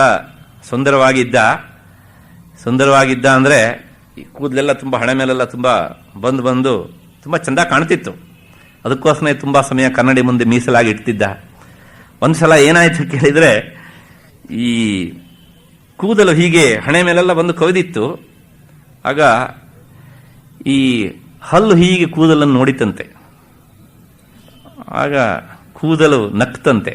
ಯಾಕೆಳಿದ್ರೆ ನೋಡು, ನಾನು ಎಷ್ಟು ಎತ್ತರದಲ್ಲಿದ್ದೇನೆ, ನೀನಾರು ನನಗಿಂತ ಕೆಳಗಿದ್ದೀ ಅಂತ. ಆಗ ಹಲ್ಲು ಹೇಳ್ತಂತೆ, ನೀನು ಎತ್ತರದಲ್ಲಿದ್ದೇನಂತೆ, ನಿನ್ನ ಹಣೆ ಬರಹ, ನಾನು ಎಷ್ಟು ಬೆಳ್ಳಗಿದ್ದೇನೆ ನೋಡು, ನೀನು ಹೇಗಿದ್ದೆ ಕೇಳಿ ಒಳ್ಳೆ ಕಾಕೆ ತರ ಕರ್ರಗಿದ್ದೀ ಅಂತ. ಕೂದಲಿಗೆ ಕೋಪ ಬಂತು. ಓಹ್, ನೀನು ಬೆಳಗಿದ್ದೀಯ ಅಲ್ವಾ, ಅದಕ್ಕೋಸ್ಕರ ನಿನಗೆ ಜಂಬ ತಾನೆ, ನೋಡು ಹಾಗಿದ್ರೆ ಮಾಡ್ತೇನೆ ಅಂತ ಹೇಳಿ ಅದು ಬ್ರಹ್ಮನನ್ನು ಕುರಿತು ತಪಸ್ ಮಾಡ್ತು. ಅವಾಗೆಲ್ಲ ಈ ಕೂದಲು ಇವರೆಲ್ಲ ತಪಸ್ ಮಾಡ್ತಾ ಇದ್ರು. ತಪಸ್ ಮಾಡಿದಾಗ ಬ್ರಹ್ಮ ವರ ಕೊಟ್ಟ. ಆ ವರ ಕೊಟ್ಟದ್ರ ಪರಿಣಾಮ ಏನಾಯ್ತು ಕೇಳಿದ್ರೆ ಕೂದಲು ಸಹ ಬೆಳಗಾಯ್ತು. ಯಾವಾಗ ಕೂದಲು ಬೆಳಗಾಗಿ ಇಣಕ್ಕೆ ನೋಡಿತೋ ಆಗ ಹಲ್ಲಿಗೆ ತುಂಬಾ ನಾಚಿಕೆ ಆಗ್ಬಿಡ್ತು. ನೀನು ನನ್ನ ಹಾಗೆ ಬೆಳಗಾದ್ಮೇಲೆ ಮತ್ತೆ ಇಲ್ಲಿ ನಾನು ಯಾಕಿರಬೇಕು, ನಾನು ಬರ್ತೇನೆ ಅಂತ ಹೇಳಿ ಒಂದೊಂದೇ ಹೋಗೋದಕ್ಕೆ ಶುರು ಆಡ್ತು.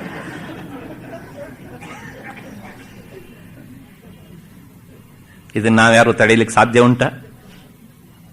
ಹಾಗಾಗಿ ಯಾತಿ ಕ್ಷಯಂ ಯೌವನಂ, ದಿನದಿಂದ ದಿನಕ್ಕೆ ದೇಹ ಬಗ್ಗತ್ತೆ, ಮನಸ್ಸು ಕುಗ್ಗತ್ತೆ, ಉತ್ಸಾಹ ತಗ್ಗತ್ತೆ. ಯಾರು ಏನು ತಡಲಿಕ್ಕೆ ಸಾಧ್ಯ ಇಲ್ಲ. ಏನೋ ಯೋಗಾಭ್ಯಾಸ ಮಾಡಿದ್ರೆ ಅಥವಾ ವ್ಯಾಯಾಮ ಶಾಲೆಗೆ ಹೋದ್ರೆ, ಗರಡಿ ಮನೆಗೆ ಹೋದ್ರೆ ಒಂದು 5-6 ವರ್ಷ ಬೇರೆಯವರಿಗಿಂತ ನೀನು ಕಡಿಮೆ ವಯಸ್ಸಿನವರಂತೆ ತೋರಬಹುದು. ಆದ್ರೂ ಸಹ ತಗ್ಗೋದೇ. ಹೀಗೆ ಯಾತಿ ಕ್ಷಯಂ ಯೌವನಂ ಅಂದ್ರೆ ಇಲ್ಲೂ ಸಹ ನಾವು ಹೆಲ್ಪ್ಲೆಸ್. ಪ್ರತಿದಿನಂ ಯಾತಿ ಕ್ಷಯಂ ಯೌವನಂ ಪ್ರತ್ಯಾಯಾಂತಿ ಗತಾಃ ಪುನರ್ನ ದಿವಸಾ ಕಾಲೋ ಜಗದ್ಭಕ್ಷಕ. ಕಳೆದು ಹೋದಂಥ ದಿನ ಮತ್ತುನ ವಾಪಸ್ ಬರೋದಿಲ್ಲ. ಯಾಕೆ ಕೇಳಿದ್ರೆ ಕಾಲೋ ಜಗದ್ಭಕ್ಷಕ. ಈ ಕಾಲ ಅನ್ನೋದು ಉಂಟಲ್ಲ, ಅದು ಜಗತ್ತನ್ನೇ ಕಬಳಿಸಿ ಬಿಡುತ್ತೆ ಅಂತ. ಕಾಲ ಅನ್ನೋದಕ್ಕೆ ಅರ್ಥ ಏನು ಕೇಳಿದ್ರೆ ಸಂಸ್ಕೃತದಲ್ಲಿ ಕಲಿ ಕಾಮಧೇನು ಅಂತ ಒಂದು ಧಾತ ಉಂಟು. ಅದು ಎಲ್ಲ ಅರ್ಥವನ್ನು ಕೊಡುತ್ತೆ. ಕಲಯತಿ ಎಲ್ಲರನ್ನೂ ಸೇರಿಸತ್ತೆ, ಹಾಗಾಗಿ ಅದಕ್ಕೆ ಕಾಲ ಅಂತ ಹೆಸರು. ಮತ್ ಪುನಃ ಅದು ಸಂಕಲಯತಿ ಸೇರಿಸತ್ತೆ, ಮತ್ತೆ ವ್ಯವಕಲಯತಿ ಎಲ್ಲರನ್ನೂ ಅಗಲಿಸತ್ತೆ, ಹಾಗಾಗಿ ಕಾಲ ಅಂತ ಹೆಸರು ಅದಕ್ಕೆ. ಮತ್ತೆ ಕಲನಾತ್ ಕಾಲ ಇತ್ಯಾಹು ಎಲ್ಲರನ್ನೂ ಸಹ ಕೂಡಿಸುತ್ತೆ, ಎಲ್ಲರನ್ನೂ ಅಗಲಿಸುತ್ತೆ, ಮತ್ತು ಪುನಃ ಎಲ್ಲರನ್ನೂ ಬೆಳೆಸತ್ತೆ, ಎಲ್ಲರನ್ನೂ ಮುಗಿಸತ್ತೆ, ಹಾಗಾಗಿ ಅದಕ್ಕೆ ಕಾಲ ಅಂತ ಹೆಸರು. ಕಾಲ ಸೃಜತಿ ಭೂತಾನಿ ಕಾಲ ಸಂಹರತಿ ಪ್ರಜಾ. ಕಾಲವೇ ಎಲ್ಲರನ್ನೂ ಸಹ ಸೃಷ್ಟಿ ಮಾಡುತ್ತೆ, ಎಲ್ಲರನ್ನೂ ಸಂಹಾರ ಮಾಡುತ್ತೆ. ಕಲನಾತ್ ಸರ್ವಭೂತಾನಾಂ ಸಕಾಲ ಪರಿಕೀರ್ತತಃ. ಎಲ್ಲರನ್ನು ಸೇರಿಸಿ ಎಲ್ಲರನ್ನು ಸಹ ಅಗಲಿಸಿ ಹಾಕಿಬಿಡುತ್ತೆ. ಹಾಗಾಗಿ ಕಾಲ ಕಾಲ ಕಾಲ. ನಾವೆಲ್ಲರೂ ಸಹ ಕಾಲಕ್ಕೆ ಅಧೀನವಾಗಿ ಹುಟ್ಟುತ್ತೇವೆ, ಕಾಲದ ಅಧೀನತೆಯಲ್ಲಿ ಬೆಳಿತೇವೆ, ಕಾಲಕ್ಕೆ ಅಧೀನವಾಗಿ ಸಾಯ್ತೇವೆ. ಹಾಗಾಗಿ ಈ ಕಾಲವನ್ನು ಬಿಟ್ಟು ನಾವೇನೂ ಸಹ ಮಾಡಲಾರೆವು. ಹಾಗಾಗಿ ಗೀತೆಯಲ್ಲಿ ಗೀತಾಚಾರ್ಯ ಒಂದು ಮಾತನ್ನು ಹೇಳಿದ, ಕಾಲೋಸ್ಮಿ ಲೋಕಕ್ಷಯ ಕೃತ. ಈ ಎಲ್ಲ ಲೋಕವನ್ನೇ ನಾಶ ಮಾಡುವಂತಹ ಕಾಲವೂ ಸಹ ನಾನೇ ಆಗಿದ್ದೇನೆ. ಭಗವತ್ಪಾದರು ಅದನ್ನು ಹೇಳಿದ್ರು, ಕಾಲೋ ಜಗದ್ಭಕ್ಷಕ. ಕಾಲ ಎಲ್ಲವನ್ನೂ ಸಹ ತಿಂದು ಹಾಕಿಬಿಡುತ್ತೆ ಅಂತ. ಈ ಸಂದರ್ಭ ಬಂದಾಗ ಒಂದು ಸಣ್ಣ ವಿವರಣೆ ಕೊಟ್ಬಿಡ್ತೇನೆ. ಕಾಲ ಅಂದ್ರೆ ಏನು, ಅದರ ಸ್ವರೂಪ ಹೇಗೆ ಅಂದ್ರೆ, ವಾಸ್ತವಿಕವಾಗಿ ಕಾಲ ಇಷ್ಟೇ ಹೀಗೆ ಅಂತ ಹೇಳೋದಕ್ಕಾಗೋದಿಲ್ಲ. ಈ ದೇಶ ಕಾಲ ಇವೆಲ್ಲ ನಮ್ಮ ಶಬ್ದಕ್ಕೆ ನಿಲುಕದೇ ಇರುವಂಥವುಗಳು. ಆದರೆ ನಾವು ಹೇಳುವಂತಹ ಪರಬ್ರಹ್ಮ ತತ್ವ ಇವುಗಳಿಗಿಂತಲೂ ದೊಡ್ಡದು ಅಂತ ನಾವು ಹೇಳ್ತೇವೆ. ವೇದಾಂತಿಗಳು ಹೇಳುವಂತಹ ಮಾತು ಅದು ದೇಶ ಕಾಲಕ್ಕಿಂತ ಅತೀತವಾದದ್ದು ಅದಂತ. ಆದರೂ ನಮ್ಮವರು ಈ ಕಾಲದ ಬಗ್ಗೆ ಕೆಲವು ಮಾಹಿತಿಯನ್ನು ಕೊಡ್ತಾರೆ. ಕಾಲದ ಅತ್ಯಂತ ಸಂಕ್ಷೇಪ ಕಾಲ ಹೇಗೆ, ಅತ್ಯಂತ ದೊಡ್ಡ ಕಾಲ ಹೇಗೆ ಅಂತ ಒಂದು ಸಲ ಹೇಳಿಬಿಡ್ತೇನೆ ಸಮಯ ಬಂದಿದ್ದಕ್ಕೋಸ್ಕರ. ಕಾಲೋ ಜಗದ್ಭಕ್ಷಕ, ಕಾಲ ಎಲ್ಲವನ್ನೂ ತಿಂದು ಹಾಕತ್ತೆ ಅನ್ನೋದಕ್ಕೆ ಹೇಳಬೇಕಿದ್ರೆ ಅದರ ಸ್ವರೂಪ ನಾವು ನೋಡಬೇಕು ಹೇಗೆ ಅಂತ. ಇವತ್ತು ನಾವು ಸಾಮಾನ್ಯವಾಗಿ ಕಾಲದಲ್ಲಿ ಅತ್ಯಂತ ಸಣ್ಣ ಕಾಲವನ್ನು ಸೆಕೆಂಡ್ ಅಂತ ಗುರುತಿಸ್ತೇವೆ. ಆದರೆ ನಮ್ಮ ಪ್ರಾಚೀನರು ಬಹಳ ಬುದ್ಧಿವಂತರವರು, ತುಂಬಾ ಸೂಕ್ಷ್ಮ ವಿಚಾರ ಮಾಡಿದ್ದಾರೆ. ಇನ್ನೂ ಸಣ್ಣ ಕಾಲವನ್ನು ಗುರುತಿಸಿದ್ದಾರೆ. ಅತ್ಯಂತ ಸಣ್ಣ ಕಾಲ ಪರಮಾಣು ಕಾಲ ಅಂತ ಕರೆದರು. ಪರಮಾಣು ಕಾಲ ಅಂದ್ರೆ ಎಷ್ಟು? ಇವತ್ತಿನ ಭಾಷೆಯಲ್ಲಿ ಹೇಳಬೇಕು ಅಂದ್ರೆ 1 ಸೆಕೆಂಡಿನಲ್ಲಿ 1140 ಪೀಸನ್ನಾಗಿ ಮಾಡಿದರೆ ಆ ಒಂದು ಪೀಸಿಗೆ ಪರಮಾಣು ಕಾಲ ಅಂತ ಹೆಸರು. ಆ ಪರಮಾಣು ಕಾಲಕ್ಕಿಂತಲೂ ದೊಡ್ಡದು ದ್ವಿಣುಕ ಕಾಲ ಅಂತ. ಅಂದ್ರೆ 1 ಸೆಕೆಂಡಿನಲ್ಲಿ 570 ಪೀಸನ್ನು ಮಾಡಿದರೆ ಆ 570ನೇ ಒಂದು ಭಾಗಕ್ಕೆ ದ್ವಿಣುಕ ಕಾಲ ಅಂತ ಹೆಸರು. ಪರಮಾಣು ಕಾಲಕ್ಕಿಂತಲೂ ಅದು ದೊಡ್ಡದು. ಈ ಪರಮಾಣು ಕಾಲಕ್ಕಿಂತಲೂ ಸಹ ಮತ್ತೆ ಪುನಃ 3 ಪಟ್ಟು ದೊಡ್ಡದು ತ್ರಿಣುಕ ಕಾಲ ಅಂತ ಕರೀತಾರೆ ಅದನ್ನು. ತ್ರಿಣುಕ ಕಾಲ ಅಂದ್ರೆ 1 ಸೆಕೆಂಡಿನಲ್ಲಿ ಅಂತ ಇಷ್ಟಕ್ಕೆ ನಿಲ್ಲಿಲ್ಲ. ಮತ್ತೆ ಈ ಪರಮಾಣು ಕಾಲಕ್ಕಿಂತಲೂ ಸಹ ಅಂದ್ರೆ ಈ ತ್ರಿಣುಕ ಕಾಲಕ್ಕಿಂತಲೂ ಸಹ 3 ಪಟ್ಟು ದೊಡ್ಡದಕ್ಕೆ ತ್ರುಟಿ ಕಾಲ ಅಂತ ಹೆಸರು. ತ್ರುಟಿ ಅಂತ ಅಂದ್ರೆ 1 ಸೆಕೆಂಡ್ ಅನ್ನ 127 ಪೀಸಾಗಿ ಮಾಡಿದರೆ ಆ ಒಂದು ಭಾಗಕ್ಕೆ ತ್ರುಟಿ ಕಾಲ ಅಂತ ಹೆಸರು. ಇದನ್ನ ಗೋಪಿಕಾಸ್ತ್ರೀಯರು ಭಾಗವತದಲ್ಲಿ ಕೃಷ್ಣ ತಮ್ಮ ಕಣ್ಣಿಗೆ ಕಾಣದೇ ಇದ್ದಾಗ ಇದೇ ಶಬ್ದವನ್ನು ಹೇಳಿ ಅವನನ್ನ ಸ್ತುತಿ ಮಾಡ್ತಾರೆ. ಅಟತಿ ಯದ್ಭವಾನನ್ಹಿ ಕಾನನಂ ತ್ರುಟಿರ್ಯುಗಾಯತೆ ತ್ವಾಮಪಶ್ಯತಾಂ. ತ್ರುಟಿ ಯುಗಾಯತೆ ತ್ವಾಂ ಅಪಶ್ಯತಾಂ. ಈ ತ್ರುಟಿ ಕಾಲ ನಮಗೆ 1 ಯುಗ ಕಳೆದಷ್ಟಾಗತ್ತೆ ಅಂತ. ಅಂದ್ರೆ ಏನು ಕೇಳಿದ್ರೆ 1 ಸೆಕೆಂಡಿನಲ್ಲಿ 127 ಪೀಸನ್ನು ಮಾಡಿದ್ರೆ ಆ ಒಂದು ಪೀಸಿಗೆ ತ್ರುಟಿ ಅಲ್ವಾ. ಇಷ್ಟು ಸಣ್ಣ ಕಾಲ ನಮಗೆ ನಿನ್ನನ್ನು ಕಾಣದೇ ಇದ್ದಾಗ ಈ 1 ಯುಗವನ್ನು ಕಳೆದಷ್ಟಾಗತ್ತೆ ಅಂತ. ಹಾಗಾಗಿ ಮತ್ತೆ ಆ ತ್ರುಟಿ ಅವ್ರು ಹೇಳ್ತಾರೆ ಮುಂದೆ ಏನು ಕೇಳಿದ್ರೆ, ಯಾಕೆ ಹೀಗಾಯ್ತು ಕೇಳಿದ್ರೆ, ಅವರು ಕೃಷ್ಣನ್ ನೋಡ್ತಾ ನೋಡ್ತಾ ಇದ್ದಾಗ ಈ ಕಣ್ಣು ರಪ್ಪೆ ಒಂದ್ಸಲ ಪಕ್ ಅಂತ ಹೀಗೆ ಮುಚ್ಚಿಬಿಟ್ರೆ ಕೋಪ ಬರ್ತಿತ್ತಂತೆ ಅವರಿಗೆ. ನಮಗೆ ಆ ಬ್ರಹ್ಮ ಯಾಕಾದ್ರೂ ಈ ಕಣ್ಣು ರಪ್ಪೆಯನ್ನು ಇಟ್ನು ಅಂತ ಹೇಳಿ ಜಡ ಉದೀಕ್ಷತಾಂ ಅಂತ, ಆ ಬ್ರಹ್ಮ ಜಡ ಅವನು ನಮಗೆ ಯಾಕೆ ಕಣ್ಣರಪ್ಪೆ ಇಟ್ಟಿದ್ದಾನೆ ಅಂತ. ಯಾಕೆ ಅವನು ಕಣ್ಣರಪ್ಪೆ ಇಟ್ಟಿದ್ರಿಂದ ಕಣ್ಣರಪ್ಪೆ ಮುಚ್ಚೋಗತ್ತೆ, ನಿನ್ನನ್ನು ನೋಡುವಂತ ಅವಕಾಶ ನಮಗೆ ಅದಿಷ್ಟು ಹೊತ್ತು ತಪ್ಪಿ ಹೋಗುತ್ತೆ ಅಂತ. ಹಾಗಾಗಿ ತ್ರುಟಿ ಕಾಲ ಅಂದ್ರೆ ಸ್ಪಷ್ಟ ನಮಗೆ ಪ್ರಯೋಗ ಸಿಗತ್ತೆ ಇದು.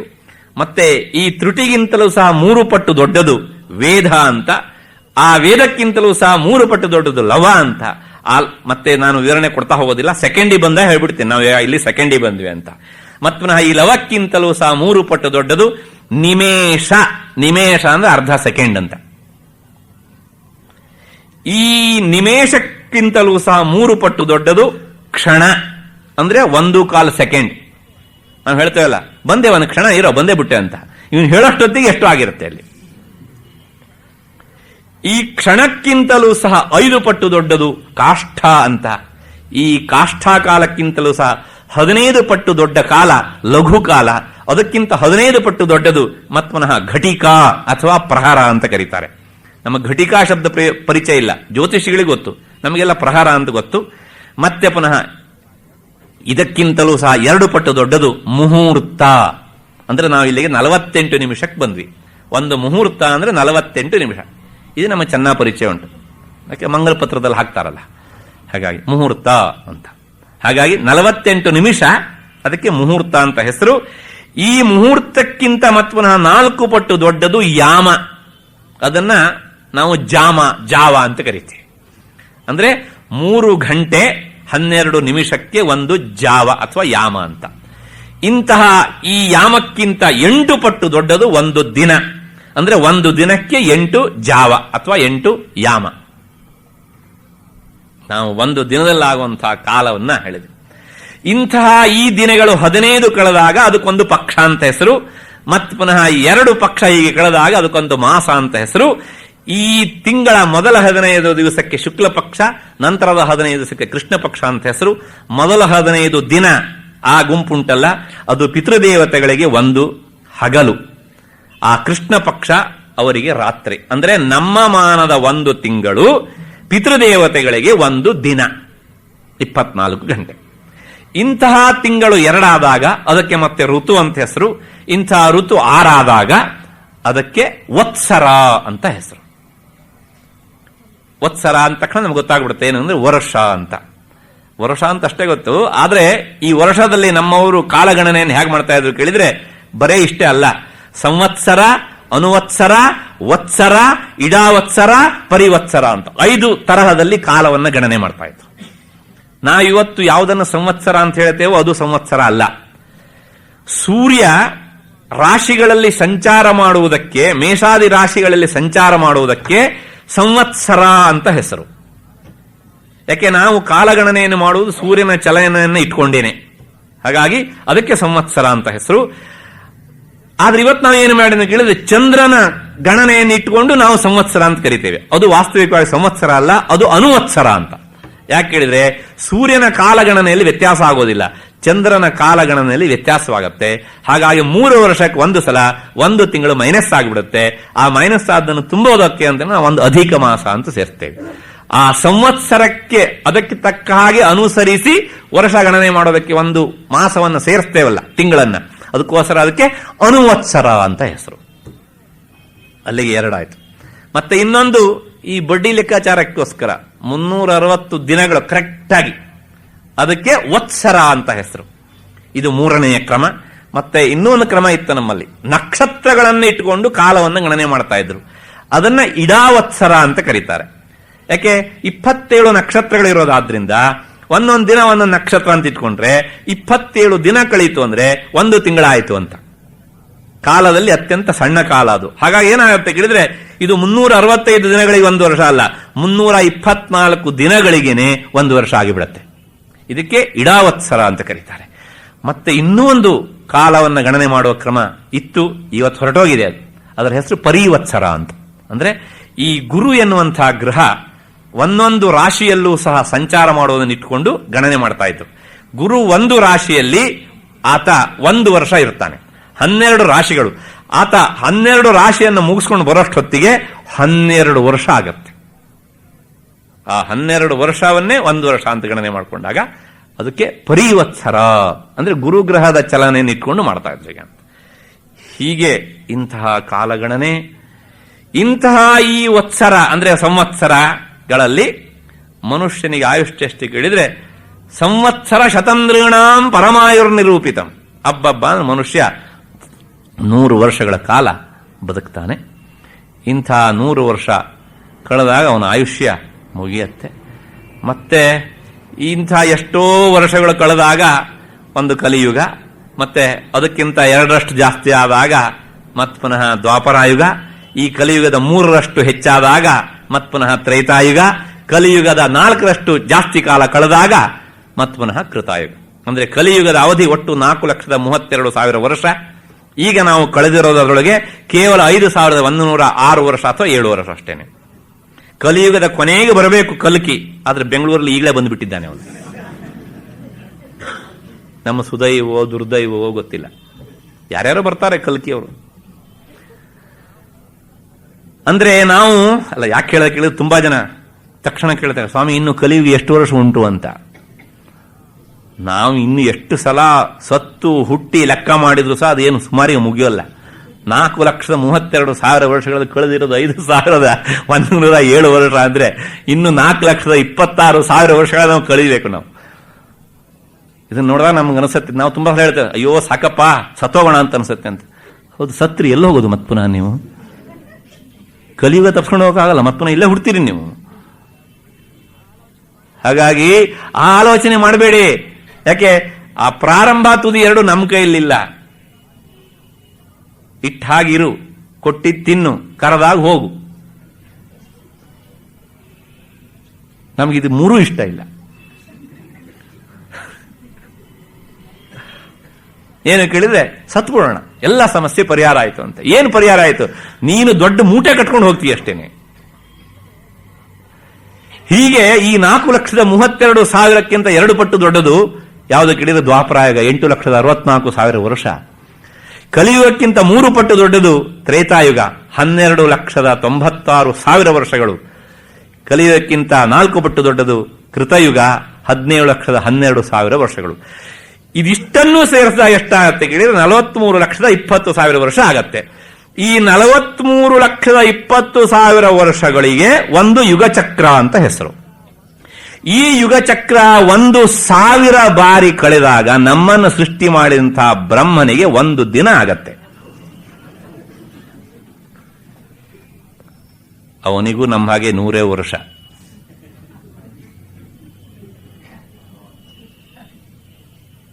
ಅಂದ್ರೆ 43,20,000 ವರ್ಷ ಗುಣಿಸು 1,000 ಅಂದ್ರೆ ಎಷ್ಟಾಗತ್ತೆ? ಅಂದ್ರೆ ಬ್ರಹ್ಮನ ಒಂದು ಲೆಕ್ಕಾಚಾರ ಮಾಡಬೇಕು. ಯಾಕೆಂದ್ರೆ ನಾವು ಏನೆಲ್ಲ ಲೆಕ್ಕಾಚಾರ ಮಾಡ್ತೇವೆ, ಒಂದು ಬ್ರಹ್ಮನ ಬಗ್ಗೆ ಒಂದು ಲೆಕ್ಕಾಚಾರ ಮಾಡಿಬಿಡುವ. ಹಾಗಿದ್ರೆ ಎಷ್ಟಾಗತ್ತೆ ಕೇಳಿದ್ರೆ ಏನಿಲ್ಲ, 29,920 ವರ್ಷಗಳು. 29,920 ವರ್ಷಗಳು. ಇಷ್ಟಾದ್ಮೇಲೆ ಮತ್ತು ಅವನಿಗೆ ಒಂದು ತಿಂಗಳ ಅಂತ ಲೆಕ್ಕ ಹಾಕ್ಬೇಕಲ್ಲ. ಈಗ 29,920 ಮತ್ ಪುನಃ ಗುಣಿಸು ಮತ್ ಪುನಃ ತಿಂಗಳ ಅಂದ್ರೆ 30. ಎಷ್ಟು ಬರುತ್ತೆ ಅಂತ ಕೇಳಿದ್ರೆ ಬಂದು ಉತ್ತರಕ್ಕೆ ಒಂದು 8 0 ಸೇರಿಸಿ, ಆಗ ಸುಮಾರು ಬರುತ್ತೆ. ಅಂದ್ರೆ ಸುಮಾರಾಗಿ 31,104 ಕೋಟಿ ವರ್ಷಗಳಾಗ್ತವೆ. ಅವನ ಒಂದು ವರ್ಷ ಲೆಕ್ಕ ಹಾಕಿದ್ರೆ ಅವನಿಗೂ ನಮ್ಮ ಹಾಗೇನೆ 100 ವರ್ಷ ಆದ್ರಿಂದ ಜಾಸ್ತಿ ಏನು ಬದುಕಲ್ಲ ಅವನು ಸಹ. ಎಷ್ಟಾಗತ್ತೆ ಕೇಳಿದ್ರೆ ಮತ್ತೆ 100 ಮಾಡಿ ಬಂದು ಉತ್ತರಕ್ಕೆ ಅಷ್ಟೇನೆ, ಹೆಚ್ಚಾಗಲ್ಲ. 31,104 ಶತಕೋಟಿ ವರ್ಷಗಳು. 10 0 ಹಾಕಬೇಕು ಅಷ್ಟೇ. ಆಗ ಅವನಿಗೂ ಸಹ ನಮ್ಮ ಹಾಗೆ ಪ್ರಪಂಚದಿಂದ ಅಂದ್ರೆ ಬಿಡುಗಡೆ, ಸಾವು. ಇದಕ್ಕೆ ಮಹಾಕಲ್ಪ ಅಂತ ಕರೀತಾರೆ. ಆ ಬ್ರಹ್ಮನಿಗೆ ಪ್ರತಿದಿನವೂ ರಾತ್ರಿ ಆಗತ್ತಲ್ಲ, ಯಾವುದು ಹೇಳಿದ್ನಲ್ಲ, ಅಂದ್ರೆ ಒಂದು ಹಗಲು ಅಂದ್ರೆ ಬ್ರಹ್ಮನ ಹಗಲು ಅಂದ್ರೆ 864 ಕೋಟಿ ವರ್ಷಗಳು. ಹಾಗಾಗಿ ಆ 864 ಕೋಟಿ ವರ್ಷ ಅಂದ್ರೆ ಅದು ಬ್ರಹ್ಮನ ಒಂದು ಹಗಲು. ಅದ್ರ ಮಧ್ಯೆ ರಾತ್ರಿ ಬರುತ್ತಲ್ಲ, 432 ಕೋಟಿ ವರ್ಷಗಳಿಗೆ ದೈನಂದಿನ ಕಲ್ಪ ಅಂತ ಹೆಸರು.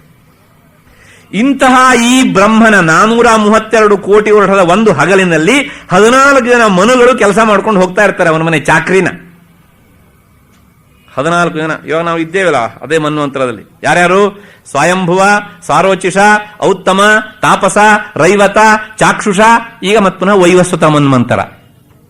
ಅಂದ್ರೆ 7ನೇ ಮನ್ವಂತರದಲ್ಲಿ ಇದ್ದೇವೆ. ಒಂದು ದಿನದ ಹಗಲಿನಲ್ಲಿ 14 ಜನ ಕೆಲಸ ಮಾಡ್ತಾರೆ. ಅಂದ್ರೆ ಇವಾಗ 7ನೇ ಮನು ಕೆಲಸ ಮಾಡ್ತಾ ಇದ್ದಾನೆ ಅಂದ್ರೆ ನಾವು ಇವಾಗ ಬ್ರಹ್ಮನ ಹಗಲಲ್ಲಿ ಲೆಕ್ಕ ಹಾಕೋದು ಸುಮಾರು 12 ಗಂಟೆ. ಇವಾಗ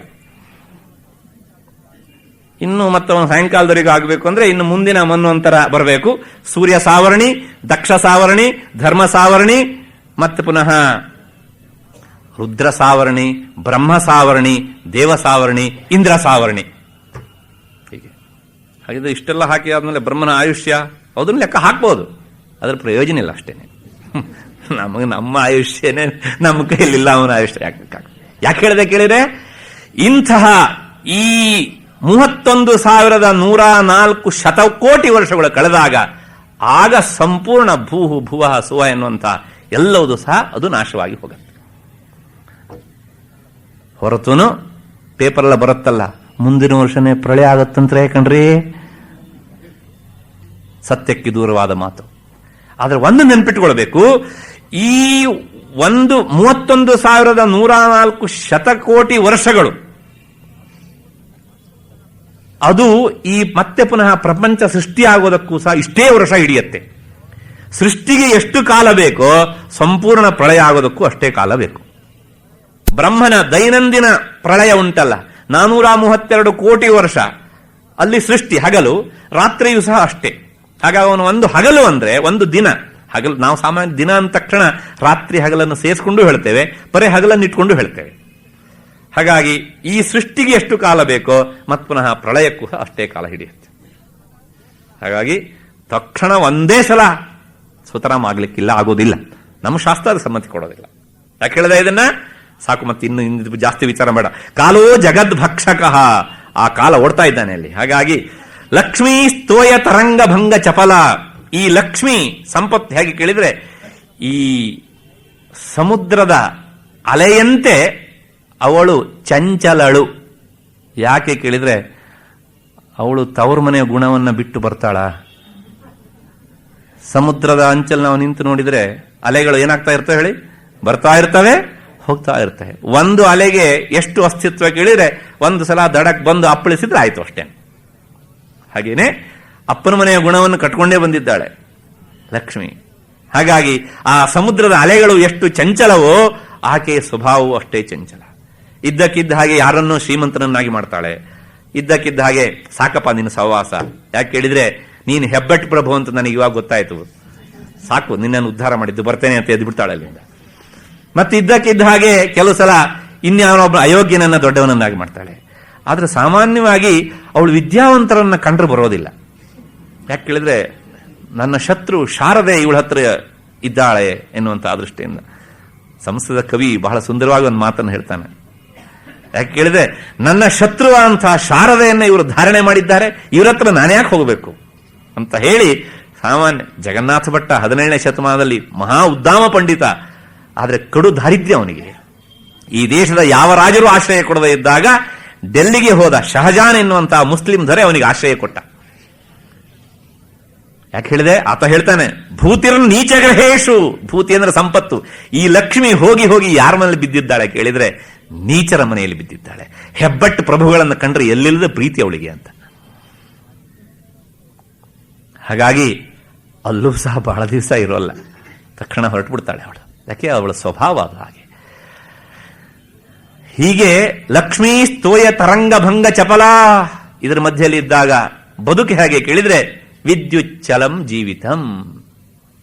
ಮೋಡಗಳ ಮಧ್ಯದಲ್ಲಿ ಮಿಂಚಿ ಮಾಯವಾಗುವಂಥ ಈ ಬೆಳಕಿನಂತೆ ಏನು ಫಕ್ ಅಂತ ಮಿಂಚಿ ಮಾಯವಾಗ್ಬಿಡುತ್ತೆ. ಆ ಲೆಕ್ಕ ಹಾಕೊಳ್ಳಿ ನೀವು, 31,104 ಶತಕೋಟಿ ವರ್ಷಗಳು ಎನ್ನುವಂಥ ಕಾರ್ಮೋಡದಲ್ಲಿ ನಮ್ಮ ಬದುಕು ನಿಜವಾದ ಮಿಂಚೌದ ಅಲ್ವ ಅಂತ ಲೆಕ್ಕ ಹಾಕಿ.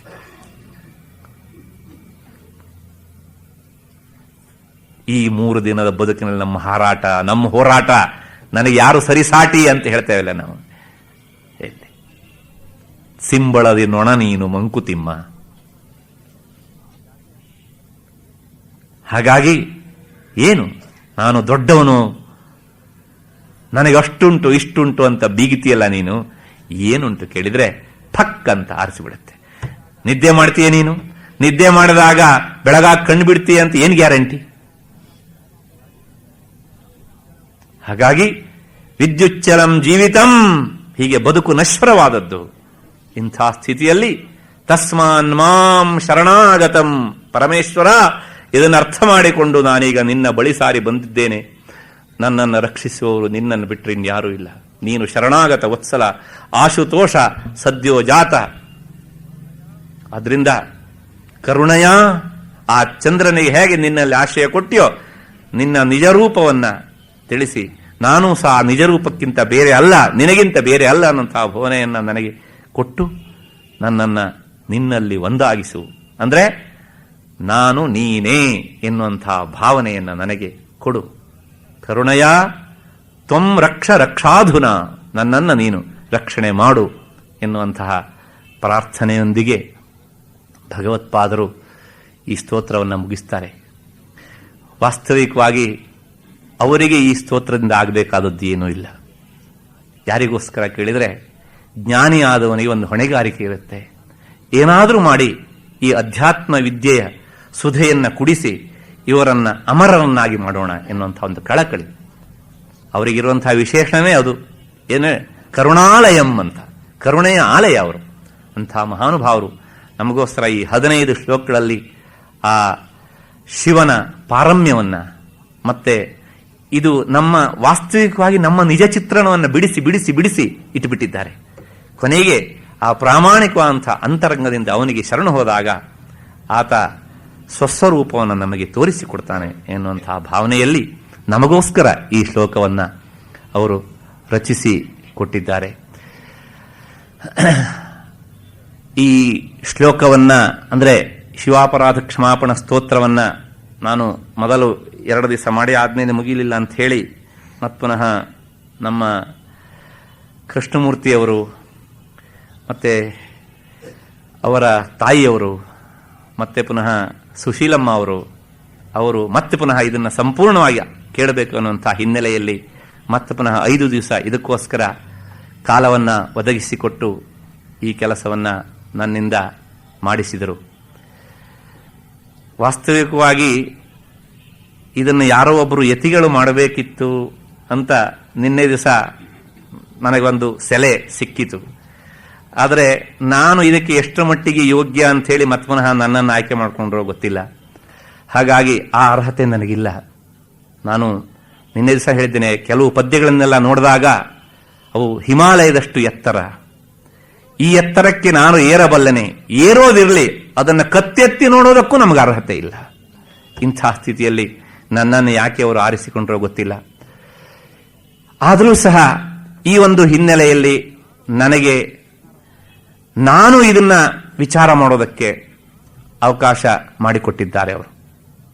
5-6 ವರ್ಷಗಳ ಹಿಂದೆ ಇದನ್ನು ಅನುವಾದ ಮಾಡುವಂತಹ ಒಂದು ಅವಕಾಶವನ್ನ ನನಗೆ ಒಬ್ಬರು ಯತಿವರೇಣ್ಯರು ಒದಗಿಸಿಕೊಟ್ರು. ಪ್ರಾಯಶಃ ಅನಿಸುತ್ತೆ ನನಗೆ, ಪ್ರಾಯಶಃ ಈ ಒಂದು ಸಂಸ್ಥೆಯಲ್ಲಿ ಇಂತಹ ಮಹಾನುಭಾವರ ಭಾವಚಿತ್ರದ ಕೆಳಗೆ ನಾನು ಇದನ್ನ ಹೇಳಬೇಕು ಎನ್ನುವಂತಹ ಅನಿಸಿಕೆ ಅವರ ಸಂಕಲ್ಪದಲ್ಲಿ ಅಂತರ್ಗತವಾಗಿತ್ತ ಏನೋ. ಹಾಗಾಗಿ ಮಹಾತ್ಮರ ಮಾತು ಸುಳ್ಳಾಗ್ಲಿಕ್ಕೆ ಸಾಧ್ಯ ಇಲ್ಲ. ಆ ಹಿನ್ನೆಲೆಯಲ್ಲಿ ಆ ಕೆಲಸ ಮಾಡಿದ್ದಾಯಿತು. ಅದರ ಇನ್ನೊಂದು ಮುಖ ಈ ರೀತಿಯಾಗಿ ಬರಬೇಕಿತ್ತು ಅಂತ ಕಾಣುತ್ತೆ. ಹಾಗಾಗಿ ಅದಕ್ಕೆ ಅರ್ಹತೆ ಇಲ್ಲದೆ ಇರುವಂತಹ ನನ್ನನ್ನು ಆರಿಸಿಕೊಂಡು ಆ ಇಬ್ಬರು ಮಹಾನುಭಾವರು ನನ್ನಿಂದ ಈ ಕೆಲಸವನ್ನ ಮಾಡಿಸಿದರು. ಅವರಿಗೆ ನಾನು ವೈಯಕ್ತಿಕವಾಗಿ ನಾನು ಅನಂತ ಕೃತಜ್ಞತೆಗಳನ್ನು ಸಲ್ಲಿಸ್ತಾ ಇದ್ದೇನೆ. ಒಂದು ಮತ್ತೆ ಎರಡನೆಯದಾಗಿ ಇದನ್ನು ನಾನು ಹೇಳ್ತಾ ಇದ್ದಾಗ ಮಧ್ಯ ಮಧ್ಯೆಯಲ್ಲಿ ತುಂಬಾ ಜನ ಶ್ರೋತೃಗಳು ನನಗೆ ಕೆಲವು ವಿಚಾರಗಳನ್ನ ಹೇಳಬೇಕು ಅಂತ ಒತ್ತಾಯ ಮಾಡಿದ್ದಾರೆ. ಏನು ಕೇಳಿದ್ರೆ, ಆ ಗಂಗಾಲಹರಿಯ ಕೆಲವು ಶ್ಲೋಕಗಳನ್ನು ಹೇಳಿದ್ರಲ್ಲ, ಇನ್ನೊಂದು 2 ಪದ್ಯವನ್ನು ಸ್ವಲ್ಪ ಹೇಳ್ರಿ ಹೀಗೆ ಅಂತ ಒತ್ತಾಯ ಮಾಡಿದ್ದಾರೆ. ಆದರೆ ನಾನು ಅದನ್ನು ಹೇಳಲಿಕ್ಕೆ ಹೊರಟ್ರೆ ಮತ್ತು ನಾ ಮೂಲ ವಿಷಯ ತಪ್ಪಿ ಹೋಗುತ್ತೆ ಅನ್ನುವಂತಹ ದೃಷ್ಟಿಯಿಂದ ಅವರ ಅನಿಸಿಕೆಯನ್ನ ಈಡೇರಿಸಲಿಕ್ಕೆ ನನ್ನ ಹತ್ರ ಆಗಲಿಲ್ಲ. ಮತ್ತೆ ಇನ್ನೊಬ್ರು ಹೇಳಿದ್ದಾರೆ, ನೀವು 1-1/4 ಗಂಟೆ ಹೇಳ್ತೀರಿ, ನಾವು ಹೀಗೆ ಬಂದು ಹೀಗೆ ಕೂತು ಹೋಗೋಷ್ಟೊತ್ತಿಗೆ ಇದು ಮುಗಿದು ಹೋಗ್ತಾ ಇರುತ್ತೆ, ಸ್ವಲ್ಪ ಜಾಸ್ತಿ ಹೇಳ್ರಿ ಹೀಗೆ ಅಂತ. ಅವರ ಅನಿಸಿಕೆಯನ್ನು ಈಡೇರಿಸಲಿಕ್ಕೆ ಆಗಲಿಲ್ಲ.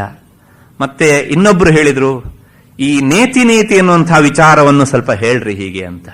ಅದಕ್ಕೂ ಕೈ ಹಾಕ್ಲಿಕ್ಕೆ ಆಗಲಿಲ್ಲ. ಯಾಕೆ ಕೇಳಿದ್ರೆ, ಕಾಲೋ ಜಗದ್ಭಕ್ಷಕ. ಹಾಗಾಗಿ ಮತ್ತೆ ಆ ವಿಚಾರವನ್ನ ನಾನು ಮುಟ್ತಾ ಅದನ್ನು ಸ್ಪರ್ಶ ಮಾಡ್ತಾ ಹೋದ್ರೆ ಮತ್ತೆ ಪುನಃ ಸುಶೀಲಮ್ಮ ಅವರು, ಕೃಷ್ಣಮೂರ್ತಿಯವರು ಈ ಸಂದರ್ಭದಲ್ಲೂ ಇದನ್ನು ಮುಗಿಸ್ಲಿಲ್ವಲ್ಲ ಅಂತ ಅವರು ನನ್ನನ್ನ ಅನ್ಯಥಾ ಭಾವಿಸಿ ಯಾರೇನೋ ಭಾವಿಸಲಾರರು.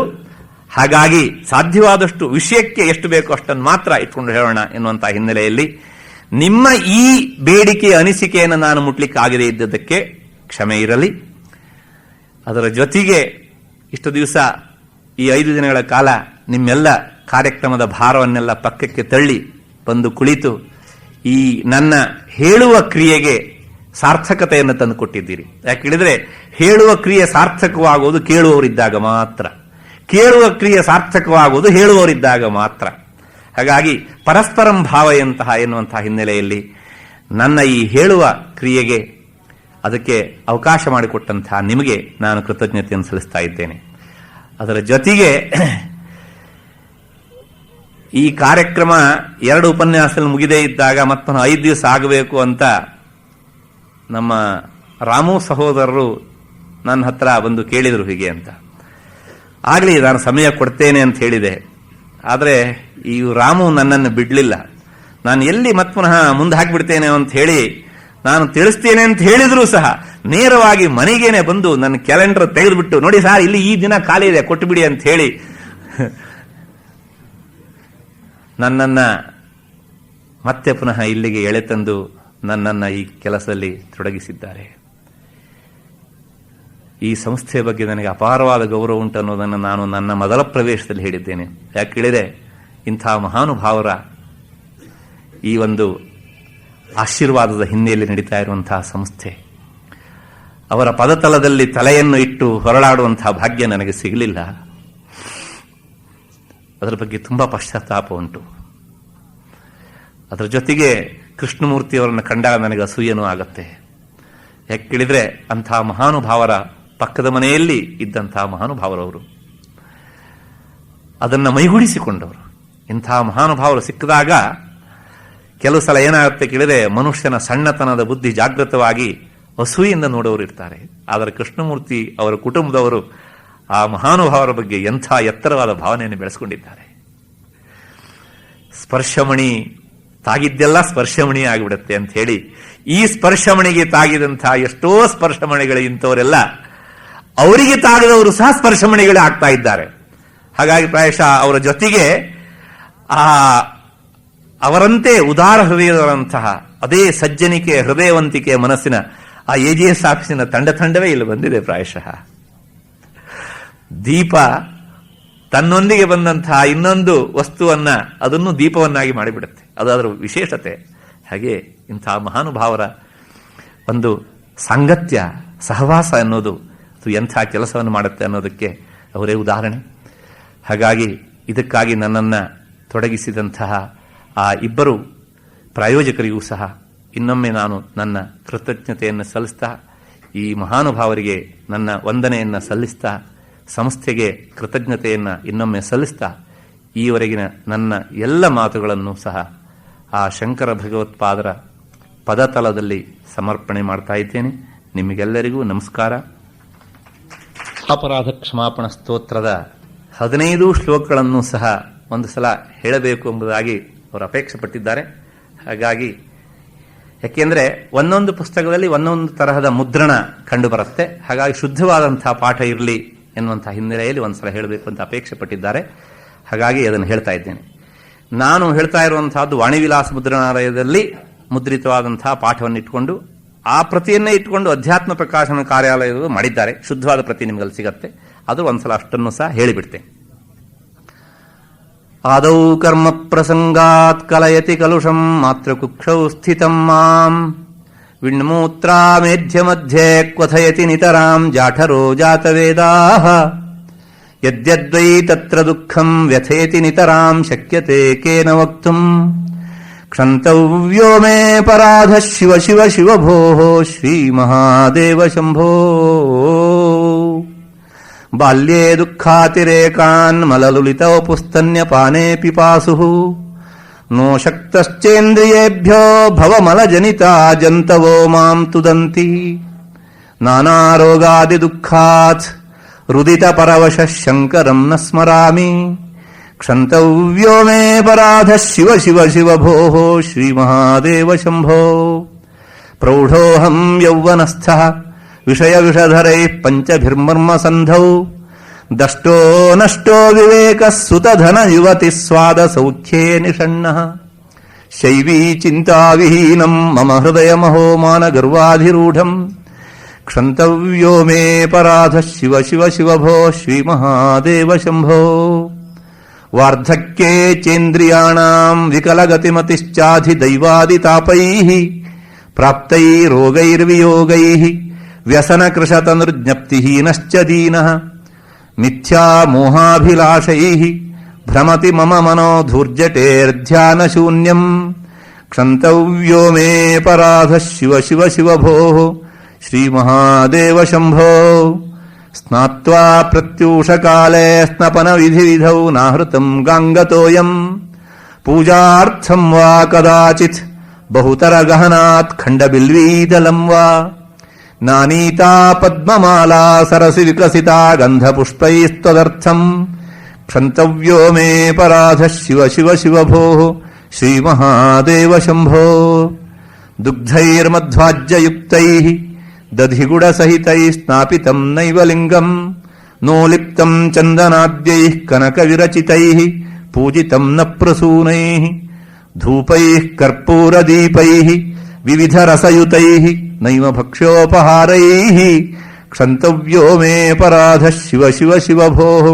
ಶ್ರೀ ಮಹಾದೇವ ಶಂಭೋ ನೋ ಶಕ್ಯಂ ಸ್ಮಾರ್ತ ಕರ್ಮ ಪ್ರತಿಪದಗಹನೆ ಪ್ರತ್ಯವಾಯಾಕುಲಾಢ್ಯೆ ಶ್ರೌತೆ ವಾರ್ತಾ ಕಥಂ ಮೇ ದ್ವಿಜಕುಲವಿಹಿತೆ ಬ್ರಹ್ಮಮಾರ್ಗಾನುಸಾರೇ ತತ್ವೇ ಜ್ಞಾತೆ ವಿಚಾರೇ ಶ್ರವಣಮನನಯೋಃ ಕಿಂ ನಿದಿಧ್ಯಾಸಿತವ್ಯಂ ಕ್ಷಂತವ್ಯೋ ಮೇ ಪರಾಧಃ ಶಿವ ಶಿವ ಶಿವ ಭೋ ಶ್ರೀಮಹಾದೇವ ಶಂಭೋ.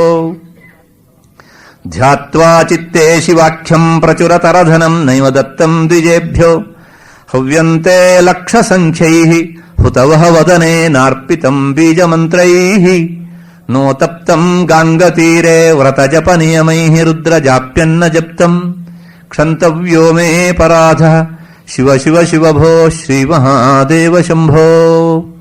ನಗ್ನೋ ನಿಸ್ಸಂಗಶುದ್ಧಸ್ತ್ರಿಗುಣವಿರಹಿತೋ ಧ್ವಸ್ತಮೋಹಾಂಧಕಾರಃ ನಾಸಾಗ್ರನ್ಯಸ್ತದೃಷ್ಟಿಃ ವಿದಿತಭವಗುಣೋ ನೈವ ದೃಷ್ಟಃ ಕದಾಚಿತ್ ಉನ್ಮನ್ಯಾವಸ್ಥಯಾ ತ್ವಾಂ ವಿಗತಗತಿಮತಿಃ ಶಂಕರಂ ನ ಸ್ಮರಾಮಿ ಕ್ಷಂತವ್ಯೋ ಮೇ ಪರಾಧಃ ಶಿವ ಶಿವ ಶಿವ ಭೋ ಶ್ರೀಮಹಾದೇವ ಶಂಭೋ. ಸ್ಥಿತ್ವಾ ಸ್ಥಾನೇ ಸರೋಜೆ ಪ್ರಣವಮಯಮರುತ್ಕುಂಭಿತೆ ಸೂಕ್ಷ್ಮಮಾರ್ಗೆ ಶಾಂತೆ ಸ್ವಾಂತೆ ಪ್ರಲೀನೆ ಪ್ರಕಟಿತ ವಿಭವೆ ದಿವ್ಯರೂಪೇ ಶಿವಾಖ್ಯೆ ಲಿಂಗಾಗ್ರೇ ಬ್ರಹ್ಮವಾಕ್ಯೆ ಸಕಲತನುಗತಂ ಶಂಕರಂ ನ ಸ್ಮರಾಮಿ ಕ್ಷಂತವ್ಯೋ ಮೇ ಪರಾಧಃ ಶಿವ ಶಿವ ಶಿವ ಭೋ ಶ್ರೀಮಹಾದೇವ ಶಂಭೋ. ಹೃದ್ಯಂ ವೇದಾಂತವೇದ್ಯಂ ಹೃದಯ ಸರಸಿಜೆ ದೀಪ್ತಮುದ್ಯತ್ಪ್ರಕಾಶಂ ಸತ್ಯಂ ಶಾಂತಸ್ವರೂಪಂ ಸಕಲ ಮುನಿಮನಃ ಪದ್ಮಷಂಡೈಕವೇದ್ಯಂ ಜಾಗ್ರತ್ ಸ್ವಪ್ನೆ ಸುಷುಪ್ತೌ ತ್ರಿಗುಣವಿರಹಿತಂ ಶಂಕರಂ ನ ಸ್ಮರಾಮಿ ಕ್ಷಂತವ್ಯೋ ಮೇ ಪರಾಧಃ ಶಿವ ಶಿವ ಶಿವ ಭೋ ಶ್ರೀಮಹಾದೇವ ಶಂಭೋ.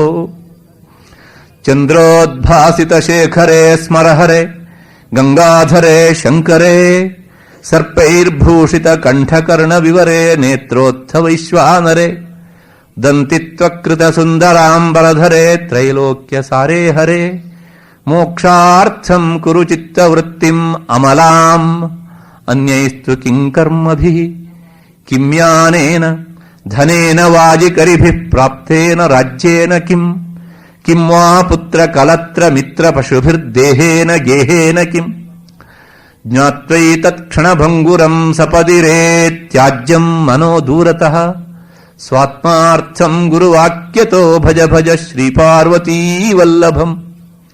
ಪೌರೋಹಿತ್ಯಂ ರಜನಿಚರಿತಂ ಗ್ರಾಮಣೀತ್ವಂ ನಿಯೋಗಃ ಮಾಠಾಪತ್ಯಂ ಹ್ಯನೃತವಚನಂ ಸಾಕ್ಷಿವಾದಃ ಪರಾನ್ನಂ ಬ್ರಹ್ಮದ್ವೇಷಃ ಖಲಜನರತಿಃ ಪ್ರಾಣಿನಾಂ ನಿರ್ದಯತ್ವಂ ಮಾ ಭೂದೇವಂ ಮಮ ಪಶುಪತೆ ಜನ್ಮ ಜನ್ಮಾಂತರೇಷು ಆಯುರ್ನಶ್ಯತಿ ಪಶ್ಯತಾಂ ಪ್ರತಿದಿನಂ ಯಾತಿ ಕ್ಷಯಂ ಯೌವನಂ ಪ್ರತ್ಯಾಯಾಂತಿ ಗತಾಃ ಪುನರ್ನ ದಿವಸಾಃ ಕಾಲೋ ಜಗದ್ಭಕ್ಷಕಃ ಲಕ್ಷ್ಮೀಸ್ತೋಯ ತರಂಗ ಭಂಗ ಚಪಲಾ ವಿದ್ಯುಚ್ಚಲಂ ಜೀವಿತಂ ತಸ್ಮಾನ್ ಮಾಂ ಶರಣಾಗತಂ ಕರುಣಯ ತ್ವಂ ರಕ್ಷ ರಕ್ಷಾಧುನಾ ತಸ್ಮಾನ್ ಮಾಂ ಶರಣಾಗತಂ ಕರುಣಯ ತ್ವಂ ರಕ್ಷ ರಕ್ಷಾಧುನಾ. ಆಯವ್ಯಯದ ಅಂಕಿ ಅಂಶಗಳೊಂದಿಗೆ ಆಟವಾಡುವ ನನಗೆ ಭಾಷಣ ಮಾಡುವ ಅಥವಾ ವಂದನಾರ್ಪಣೆ ಮಾಡುವ ಅಭ್ಯಾಸವಿಲ್ಲ. ವಿಚಾರಗಳು ತಿಳಿದಿಲ್ಲವಾದ್ದರಿಂದ ಮಾತನಾಡುವ ಹವ್ಯಾಸ ಬೆಳೆದಿಲ್ಲ. ಜೊತೆಗೆ ನೀತಿಶತಕದ ಶ್ಲೋಕ ಸ್ವಾಯತ್ತಮೇಕಾಂತಗುಣಂ ವಿಧಾತ್ರಾ ವಿನಿರ್ಮಿತಂ ಚಾದನಮಗ್ನತಾಯಾಃ ವಿಶೇಷತಃ ಸರ್ವವಿಧಾಂ ಸಮಾಜೆ ವಿಭೂಷಣಂ ಮೌನಂ ಅಪಂಡಿತಾನಾಂ. ಆದುದರಿಂದ ಸರ್ವಜ್ಞರು ಕೂಡಿದ ಈ ಸಭೆಯಲ್ಲಿ ಅಪಂಡಿತನಾದ ನನಗೆ ಮೌನ ಭೂಷಣ. ಆದರೆ ಶ್ರೀಯುತ ರಾಮೂರವರ ಪ್ರೀತಿಯ ಒತ್ತಾಯ ಇದೇ ಶತಕದ ಯಸ್ಯಾಸ್ತಿ ವಿತ್ತಂ ಸ ನರಃ ಕುಲೀನಃ ಸ ಪಂಡಿತಃ ಸ ಶ್ರುತವಾನ್ ಗುಣಜ್ಞಃ ಸ ಏವ ವಕ್ತ ಸ ಚ ದರ್ಶನೀಯಃ ಸರ್ವೇ ಗುಣಾಃ ಕಾಂಚನಮಾಶ್ರಯಂತಿ ಶ್ಲೋಕದಿಂದ ಪ್ರಭಾವಿತರಾಗಿ ಪ್ರವಚನಕ್ಕೆ ಅಲ್ಪ ಧನ ಸಹಾಯ ಮಾಡಿದ ನನ್ನಿಂದ ಈ ಕೆಲಸ ಮಾಡಿಸಬೇಕೆಂಬ ಆಸೆ ಮೂಡಿತು ಎನಿಸುತ್ತದೆ. ನನ್ನ ಆಸೆ ಸಫಲಗೊಳಿಸಲು ಕಾರಣರಾದ ಸಂಸ್ಥೆ ಮತ್ತು ಉಪನ್ಯಾಸಕಾರರಿಗೆ ವಂದಿಸಲು ನನಗೆ ಶಂಕರಾಭರಣದ ದೊರಕುನ ಇಟುವಂಟಿ ಸೇವಾ ಹಾಡು ನೆನಪಿಸಿಕೊಂಡು ಕೊಟ್ಟ ಕೆಲಸವನ್ನು ಮಾಡಲು ಒಪ್ಪಿಕೊಂಡಿದ್ದೇನೆ. ಇಂಥ ಸಂಸ್ಥೆಯಲ್ಲಿ ನೆರೆದಿರುವ ಹಿರಿಯರ ಮುಂದೆ ಈ ಕೆಲಸ ಮಾಡಲು ಸಭಾಕಂಪನ ಸಹಜ, ಅದರೊಂದಿಗೆ ತಪ್ಪುಗಳು ಸಹಜ. ಅದಕ್ಕಾಗಿ ಮೊದಲೇ ಕ್ಷಮೆ ಬೇಡುತ್ತೇನೆ. ನಮ್ಮ ತಂದೆಯವರಿಗೆ ಮಂಕುತಿಮ್ಮನ ಕಗ್ಗ ಮತ್ತು ಶಿವಾಪರಾಧ ಕ್ಷಮಾಪಣಾ ಸ್ತೋತ್ರ ಅತ್ಯಂತ ಸಂತಸ ಕೊಡುವಂತವುಗಳು.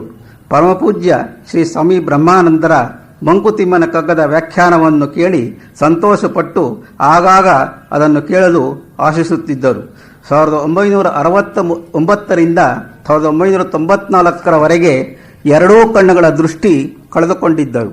ಆದರೆ ಯಾರೇ ಅವರ ಬಗ್ಗೆ ಅನುಕಂಪ ವ್ಯಕ್ತಪಡಿಸಿದಾಗ ಅವರು ಹೇಳುತ್ತಿದ್ದುದು, 65 ವರ್ಷಗಳಿಂದ ನೋಡಬಹುದಾದನ್ನೆಲ್ಲ ನೋಡಿದ್ದೇನೆ, ಇನ್ನು ಮುಂದೆ ನೋಡಬಾರದೆಂಬುದು ಭಗವಂತನ ಇಚ್ಛೆ. I have therefore no regrets in life ಎಂದು. ಅವರ ಆಸೆ ಸ್ವಾಮಿ ಬ್ರಹ್ಮಾನಂದರ ತರಹ ಯಾರಾದರೂ ಶಿವಾಪರಾಧ ಕ್ಷಮಾಪಣಾ ಸ್ತೋತ್ರದ ಬಗ್ಗೆ ವ್ಯಾಖ್ಯಾನ ಮಾಡಿದ್ದರೆ ಅದನ್ನು ಕೇಳಬೇಕೆಂಬುದು. ಈ ತರಹದ ಧ್ವನಿ ಸುರುಳಿ ಇರಲಿಲ್ಲವಾದ್ದರಿಂದ ಅವರ ವೈಕುಂಠ ಸಮಾರಾಧನೆಯ ದಿವಸ ಚಿನ್ಮಯ ಮಿಷನ್ ರವರು ಪ್ರಕಟಿಸಿದ ಫರ್ಗಿವ್ ಮೀ ಎಂಬ ₹4 50 ಪುಸ್ತಕಗಳನ್ನು ಹಂಚಿದೆ. ಧ್ವನಿ ಸುರುಳಿ ಮಾಡುವ ಪ್ರಯತ್ನ ನಡೆದೇ ಇತ್ತು. ಹಿರಿಯರೊಬ್ಬರಿಗೆ ಈ ಪ್ರಸ್ತಾಪ ಮಾಡಿ ನಮ್ಮ ತಂದೆಯವರ ಆಸೆ ಈಡೇರಿಸಿಕೊಡೆಂದು ಬೇಡಿದೆ. ಆದರೆ 7 ದಿನಗಳ ಕಾಲ ಶ್ರೀ ಗಣೇಶ್ ಭಟ್ರವರಿಂದ ಈ ಕೆಲಸ ಫಲಪ್ರದವಾಗಿ ಈಡೇರಿದೆ. ಅವರು ವ್ಯಾಖ್ಯಾನ ಮಾಡುವ ರೀತಿ ಮತ್ತು ನೆನಪಿನಲ್ಲಿಟ್ಟುಕೊಂಡಿರುವ ವೇದ ಭಂಡಾರದ ಬಗ್ಗೆ ಹೇಳಲು ನನಗೆ ನಮ್ಮವರದೇ ಆದ ಮದುವೆ ಮನೆಯ ವರಪೂಜೆಯ ಊಟ ನೆನಪಿಗೆ ಬರುತ್ತದೆ. ವರಪೂಜೆಯ ಊಟಕ್ಕೆ ಭಕ್ಷ್ಯ ಚಿರೋಟಿ ಮಾಡಿಸಿದ್ದರು. ಊಟದ ಎಲೆಗಳ ಮುಂದೆ ರಂಗೋಲಿ ಹಾಕುವ ಪರಪಾಠವಿತ್ತು. ರಂಗೋಲಿ ಪುಡಿಯ ಸ್ಟೀಲ್ ಪಾತ್ರೆಯನ್ನು ಬಡಿಸುವ ಪದಾರ್ಥಗಳ ಜೊತೆ ರಂಗೋಲಿ ಹಾಕಿದವರು ಇಟ್ಟಿದ್ದರು. ಅದನ್ನು ಸಕ್ಕರೆ ಪುಡಿ ಎಂದು ತಿಳಿದು ಬಡಿಸುವವರು ಚಿರೋಟಿಯ ಮೇಲೆ ಹಾಕಿದರು. ಆದರೆ ನಾನು ಶ್ರೀ ಗಣೇಶ್ ಭಟ್ ಅವರು ಉಣಬಡಿಸಿರುವ ಚಿರೋಟಿಗೆ ರಂಗೋಲಿ ಪುಡಿಯನ್ನು ಹಾಕುವ ಕೆಲಸ ಮಾಡಲು ಹೋಗುವುದಿಲ್ಲ. ಈ ಚಿರೋಟಿಯನ್ನು ತಾವುಗಳು ಮನೆಯಲ್ಲಿ ಸಕ್ಕರೆ ಮತ್ತು ಬಾದಾಮಿ ಹಾಲಿನೊಂದಿಗೆ ಮೆಲುಕು ಹಾಕಬೇಕೆಂಬುದು ನನ್ನ ಆಸೆ. ನನ್ನ ತಂದೆಯವರು ತೀರಿಕೊಂಡಾಗ 5ನೇ ದಿನಗಳಿಂದಲೇ ಕಾರ್ಯಗಳನ್ನು ಪ್ರಾರಂಭಿಸಿ ಶಾಸ್ತ್ರೋಕ್ತವಾಗಿ ವೈಕುಂಠ ಸಮಾರಾಧನೆ ಮುಗಿಸಿದ್ದರೂ ನಮ್ಮ ತಂದೆಯವರು ವೈಕುಂಠ ಸೇರಿರುವ ಬಗ್ಗೆ ಸಂಶಯವೇ ಇತ್ತು. ಆದರೆ ಇಂದು ಅವರ ಆಸೆ ಈಡೇರಿಸಿ ಸಮಾರಾಧನೆಯನ್ನು ಚಿರೋಟಿಯ ಭೂರಿ ಭೋಜನದೊಂದಿಗೆ ಹಿರಿಯರಿಗೆ ಬಡಿಸಿ ಶ್ರೀ ಗಣೇಶ್ ಭಟ್ ಹೋಬಳಿಯವರು ನಮ್ಮ ತಂದೆಯವರನ್ನು ವೈಕುಂಠ ತಲುಪಿಸಿರುವ ಬಗ್ಗೆ ನನಗೆ ಎಳ್ಳಷ್ಟು ಸಂಶಯವಿಲ್ಲ. ಈ ಕಾರ್ಯವನ್ನು ನಡೆಸಿಕೊಟ್ಟ ಶ್ರೀಯುತರಿಗೆ ನಾನು ಆಜೀವ ಋಣಿಯಾಗಿರುತ್ತೇನೆಂದು ತಿಳಿಸುತ್ತಾ ನನ್ನ ವಂದನೆಗಳನ್ನು ಅರ್ಪಿಸುತ್ತೇನೆ. ಬೆಂಗಳೂರಿನ ವಿಚಾರ ಕೇಂದ್ರಗಳಲ್ಲಿ ಗೋಖಲೆ ಸಾರ್ವಜನಿಕ ಸಂಸ್ಥೆ ಒಂದು ಪ್ರಜ್ಞಾವಂತ ಸಂಸ್ಥೆಯಾಗಿದೆ. ಆ ಸಂಸ್ಥೆಯ ಸಂಸ್ಥಾಪಕರಾದ ಶ್ರೀ ಗುಂಡಪ್ಪನವರು ಪ್ರಾತಸ್ಮರಣೀಯರು. ಮುಂದೆ ಇದನ್ನು ಬೆಳೆಸಿ ಪ್ರಸಿದ್ಧಪಡಿಸಿದವರಲ್ಲಿ ಶ್ರೀಯುತರಾದ ನಿಟ್ಟೂರು ಶ್ರೀನಿವಾಸರಾಯರು, GVK ರಾವ್ ಮತ್ತಿತರರು ಪ್ರಮುಖರು. ಈಗಿನ ಕಾರ್ಯಕಾರಿ ಸಮಿತಿಯು ಪ್ರಾಯೋಜಿತ ವಿಶೇಷ ಪ್ರವಚನಮಾಲೆಯನ್ನು ಪ್ರಾರಂಭಿಸಿ ಆಸಕ್ತಿಯುಳ್ಳವರ ಜ್ಞಾನದಾಹವನ್ನು ಇಂಗಿಸಲು ನೆರವಾಗಿರುವುದು ನಿಜಕ್ಕೂ ಶ್ಲಾಘನೀಯ. ನಮ್ಮ ತಂದೆಯವರ ಹೆಸರಿನಲ್ಲಿ ಪ್ರಾಯೋಜಿತ ವಿಶೇಷ ಪ್ರವಚನ ಮಾಲೆಯನ್ನು ಏರ್ಪಡಿಸಿ ನನ್ನ ಆಸೆಯನ್ನು ಈಡೇರಿಸಿದ ಸಂಸ್ಥೆಗೆ ಹಾಗೂ ಕಾರ್ಯದರ್ಶಿ ಶ್ರೀ ಗೋಪಿನಾಥ್ರವರಿಗೆ ನಾನು ಆಭಾರಿಯಾಗಿದ್ದೇನೆ. ನಾನು ಹೇಳಿದ ವಿಷಯವಾದ ಶಿವಾಪರಾಧ ಕ್ಷಮಾಪಣಾ ಸ್ತೋತ್ರದ ಬಗ್ಗೆ ಅರಿತು ಅನುಭವವುಳ್ಳ ಉಪನ್ಯಾಸಕರನ್ನು ಕರೆತಂದು ಉಪಕರಿಸಿದ ಸಹಕಾರ್ಯದರ್ಶಿ ಶ್ರೀ ರಾಮೂರವರಿಗೆ ನನ್ನ ಅನಂತಾನಂತ ವಂದನೆಗಳು. ನನ್ನ ಜೊತೆಗೆ ಧನಸಹಾಯ ಮಾಡಿ ಇದೇ ವಿಷಯದ ಮೇಲೆ ಪ್ರವಚನಮಾಲೆ ಪೂರ್ಣಗೊಳಿಸಲು ಅನುಕೂಲ ಮಾಡಿದ ಶ್ರೀಮತಿ ಸುಶೀಲಮ್ಮ ಮತ್ತು ಶ್ರೀ ಸೂರ್ಯನಾರಾಯಣ ರಾವ್ ರವರಿಗೆ ನನ್ನ ನಮಸ್ಕಾರಗಳು ಮತ್ತು ವಂದನೆಗಳು. ಜ್ಞಾನವೃದ್ಧರಾಗಿದ್ದರೂ ಸಹ ಹಿರಿಯರಾದ ತಾವು ಈ ಪ್ರವಚನಕ್ಕೆ 7 ದಿವಸಗಳು ಬಂದು ಭಾಗವಹಿಸಿದ್ದಕ್ಕೆ ನನ್ನ ಮತ್ತು ನನ್ನ ಶ್ರೀಮತಿಯ ಪರವಾಗಿ ಹಾಗೂ ಸಂಸ್ಥೆಯ ಪರವಾಗಿ ಅನಂತಾನಂತ ವಂದನೆಗಳು. ಬೆಂಗಳೂರು ನಗರವನ್ನು ಭಾರತದ ಮಾಹಿತಿ ತಂತ್ರಜ್ಞಾನದ ರಾಜಧಾನಿ ಎಂದು ಹೇಳುತ್ತಾರೆ. ಆದರೆ ವೇದಗಳಲ್ಲಿ ಇದ್ದ 1137 ಶಾಖೆಗಳಲ್ಲಿ ಇಂದು 11 ಶಾಖೆಗಳು ಪ್ರಚಲಿತದಲ್ಲಿವೆ ಎಂದು ಉಪನ್ಯಾಸಕರು ಹೇಳಿದಾಗ ಬೆಂಗಳೂರು ವೇದದ ರಾಜಧಾನಿ ಆಗಲು ಸಾಧ್ಯವಿದೆ. 11 ಶಾಖೆಗಳು ನಶಿಸಿ ಹೋಗದಂತೆ ನೋಡಿಕೊಳ್ಳಲು ಸಾಕಷ್ಟು ಮಾಹಿತಿ ತಂತ್ರಜ್ಞಾನ ಪರಿಣಿತರು ಇಲ್ಲಿದ್ದಾರೆ. ಆದರೆ ರಾಮಕೃಷ್ಣ ಮಠದ ಪರಮಪೂಜ್ಯ ಸ್ವಾಮಿ Ranganathanandaji 1964ರಲ್ಲಿ youth at cross roads ಎಂಬ ವಿಷಯದ ಬಗ್ಗೆ ದೇಶೀಯ ವಿದ್ಯಾಶಾಲೆಯಲ್ಲಿ ಭಾಷಣ ಮಾಡಿದಾಗ ಹೇಳಿದ 5 P's and 3 E's ಈಗಲೂ ಪ್ರಭಾವ ಬೀರುತ್ತಿವೆ. ಭಾಷಣದ ಸಾರಾಂಶದಲ್ಲಿ ಅವರು ಹೇಳಿದುದು, youth are at crossroads because of 5 P's of elders and 3 E's of youth. The 5 P's are position, possession, power, prestige and popularity of elders. The 3 E's are entertainment, excitement and exhaustion of youth.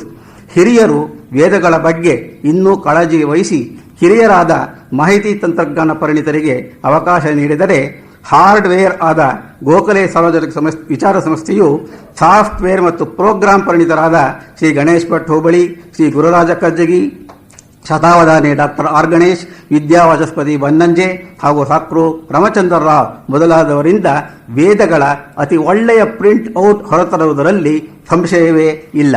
Uninterrupted power supply ಆಗಿ ಹಿರಿಯರಾದ ತಾವು ಉತ್ತೇಜನ ನೀಡುತ್ತಿರೆಂಬ ನಂಬಿಕೆಯೂ ಇದೆ. ಹೀಗೆ ವೇದಗಳ ಮತ್ತು ಅದರ ಹಿಂದಿರುವ ಅರ್ಥವಿವರಣೆಯನ್ನು ವ್ಯಾಖ್ಯಾನವನ್ನು ಕಾಪಾಡುವ, ಸುಸ್ಥಿತಿಯಲ್ಲಿಡುವ ಹಾಗೂ ಮುಂದಿನ ಪೀಳಿಗೆಗೆ ಕೊಂಡೊಯ್ಯುವ ಜವಾಬ್ದಾರಿ ನಮ್ಮೆಲ್ಲರದು ಆಗಿದೆ. ನಾವು ಈ ರೀತಿ ಕಾರ್ಯಪ್ರವೃತ್ತರಾಗದಿದ್ದರೆ ಹಿಂದೂ ಬೆನ್ನಿನ ಹಿಂದೆ ಬೇಕಾದಷ್ಟು ಬೆನ್ನುಗಳು ಬೆಳೆಯುವ ಹಾಗೂ ಕಾಡುವ ಪರಿಸ್ಥಿತಿ ಬರಬಹುದು ಎನಿಸುತ್ತದೆ. ವೇದಗಳ ಉಳಿವಿಕೆಯ ಜವಾಬ್ದಾರಿ ಹೊತ್ತು ಸಂಸ್ಥೆ ಮತ್ತು ನಾವುಗಳು ಕಾರ್ಯಪ್ರವೃತ್ತರಾಗಲು ಮುಂದುವರಿಯೋಣ ಎನ್ನುವ ಆಸೆಯೊಂದಿಗೆ ನನ್ನ ಈ ವಿಶೇಷ ಪ್ರವಚನಮಾಲೆಗೆ ಸಹಕರಿಸಿದ ಎಲ್ಲರಿಗೂ ವಂದಿಸುತ್ತೇನೆ.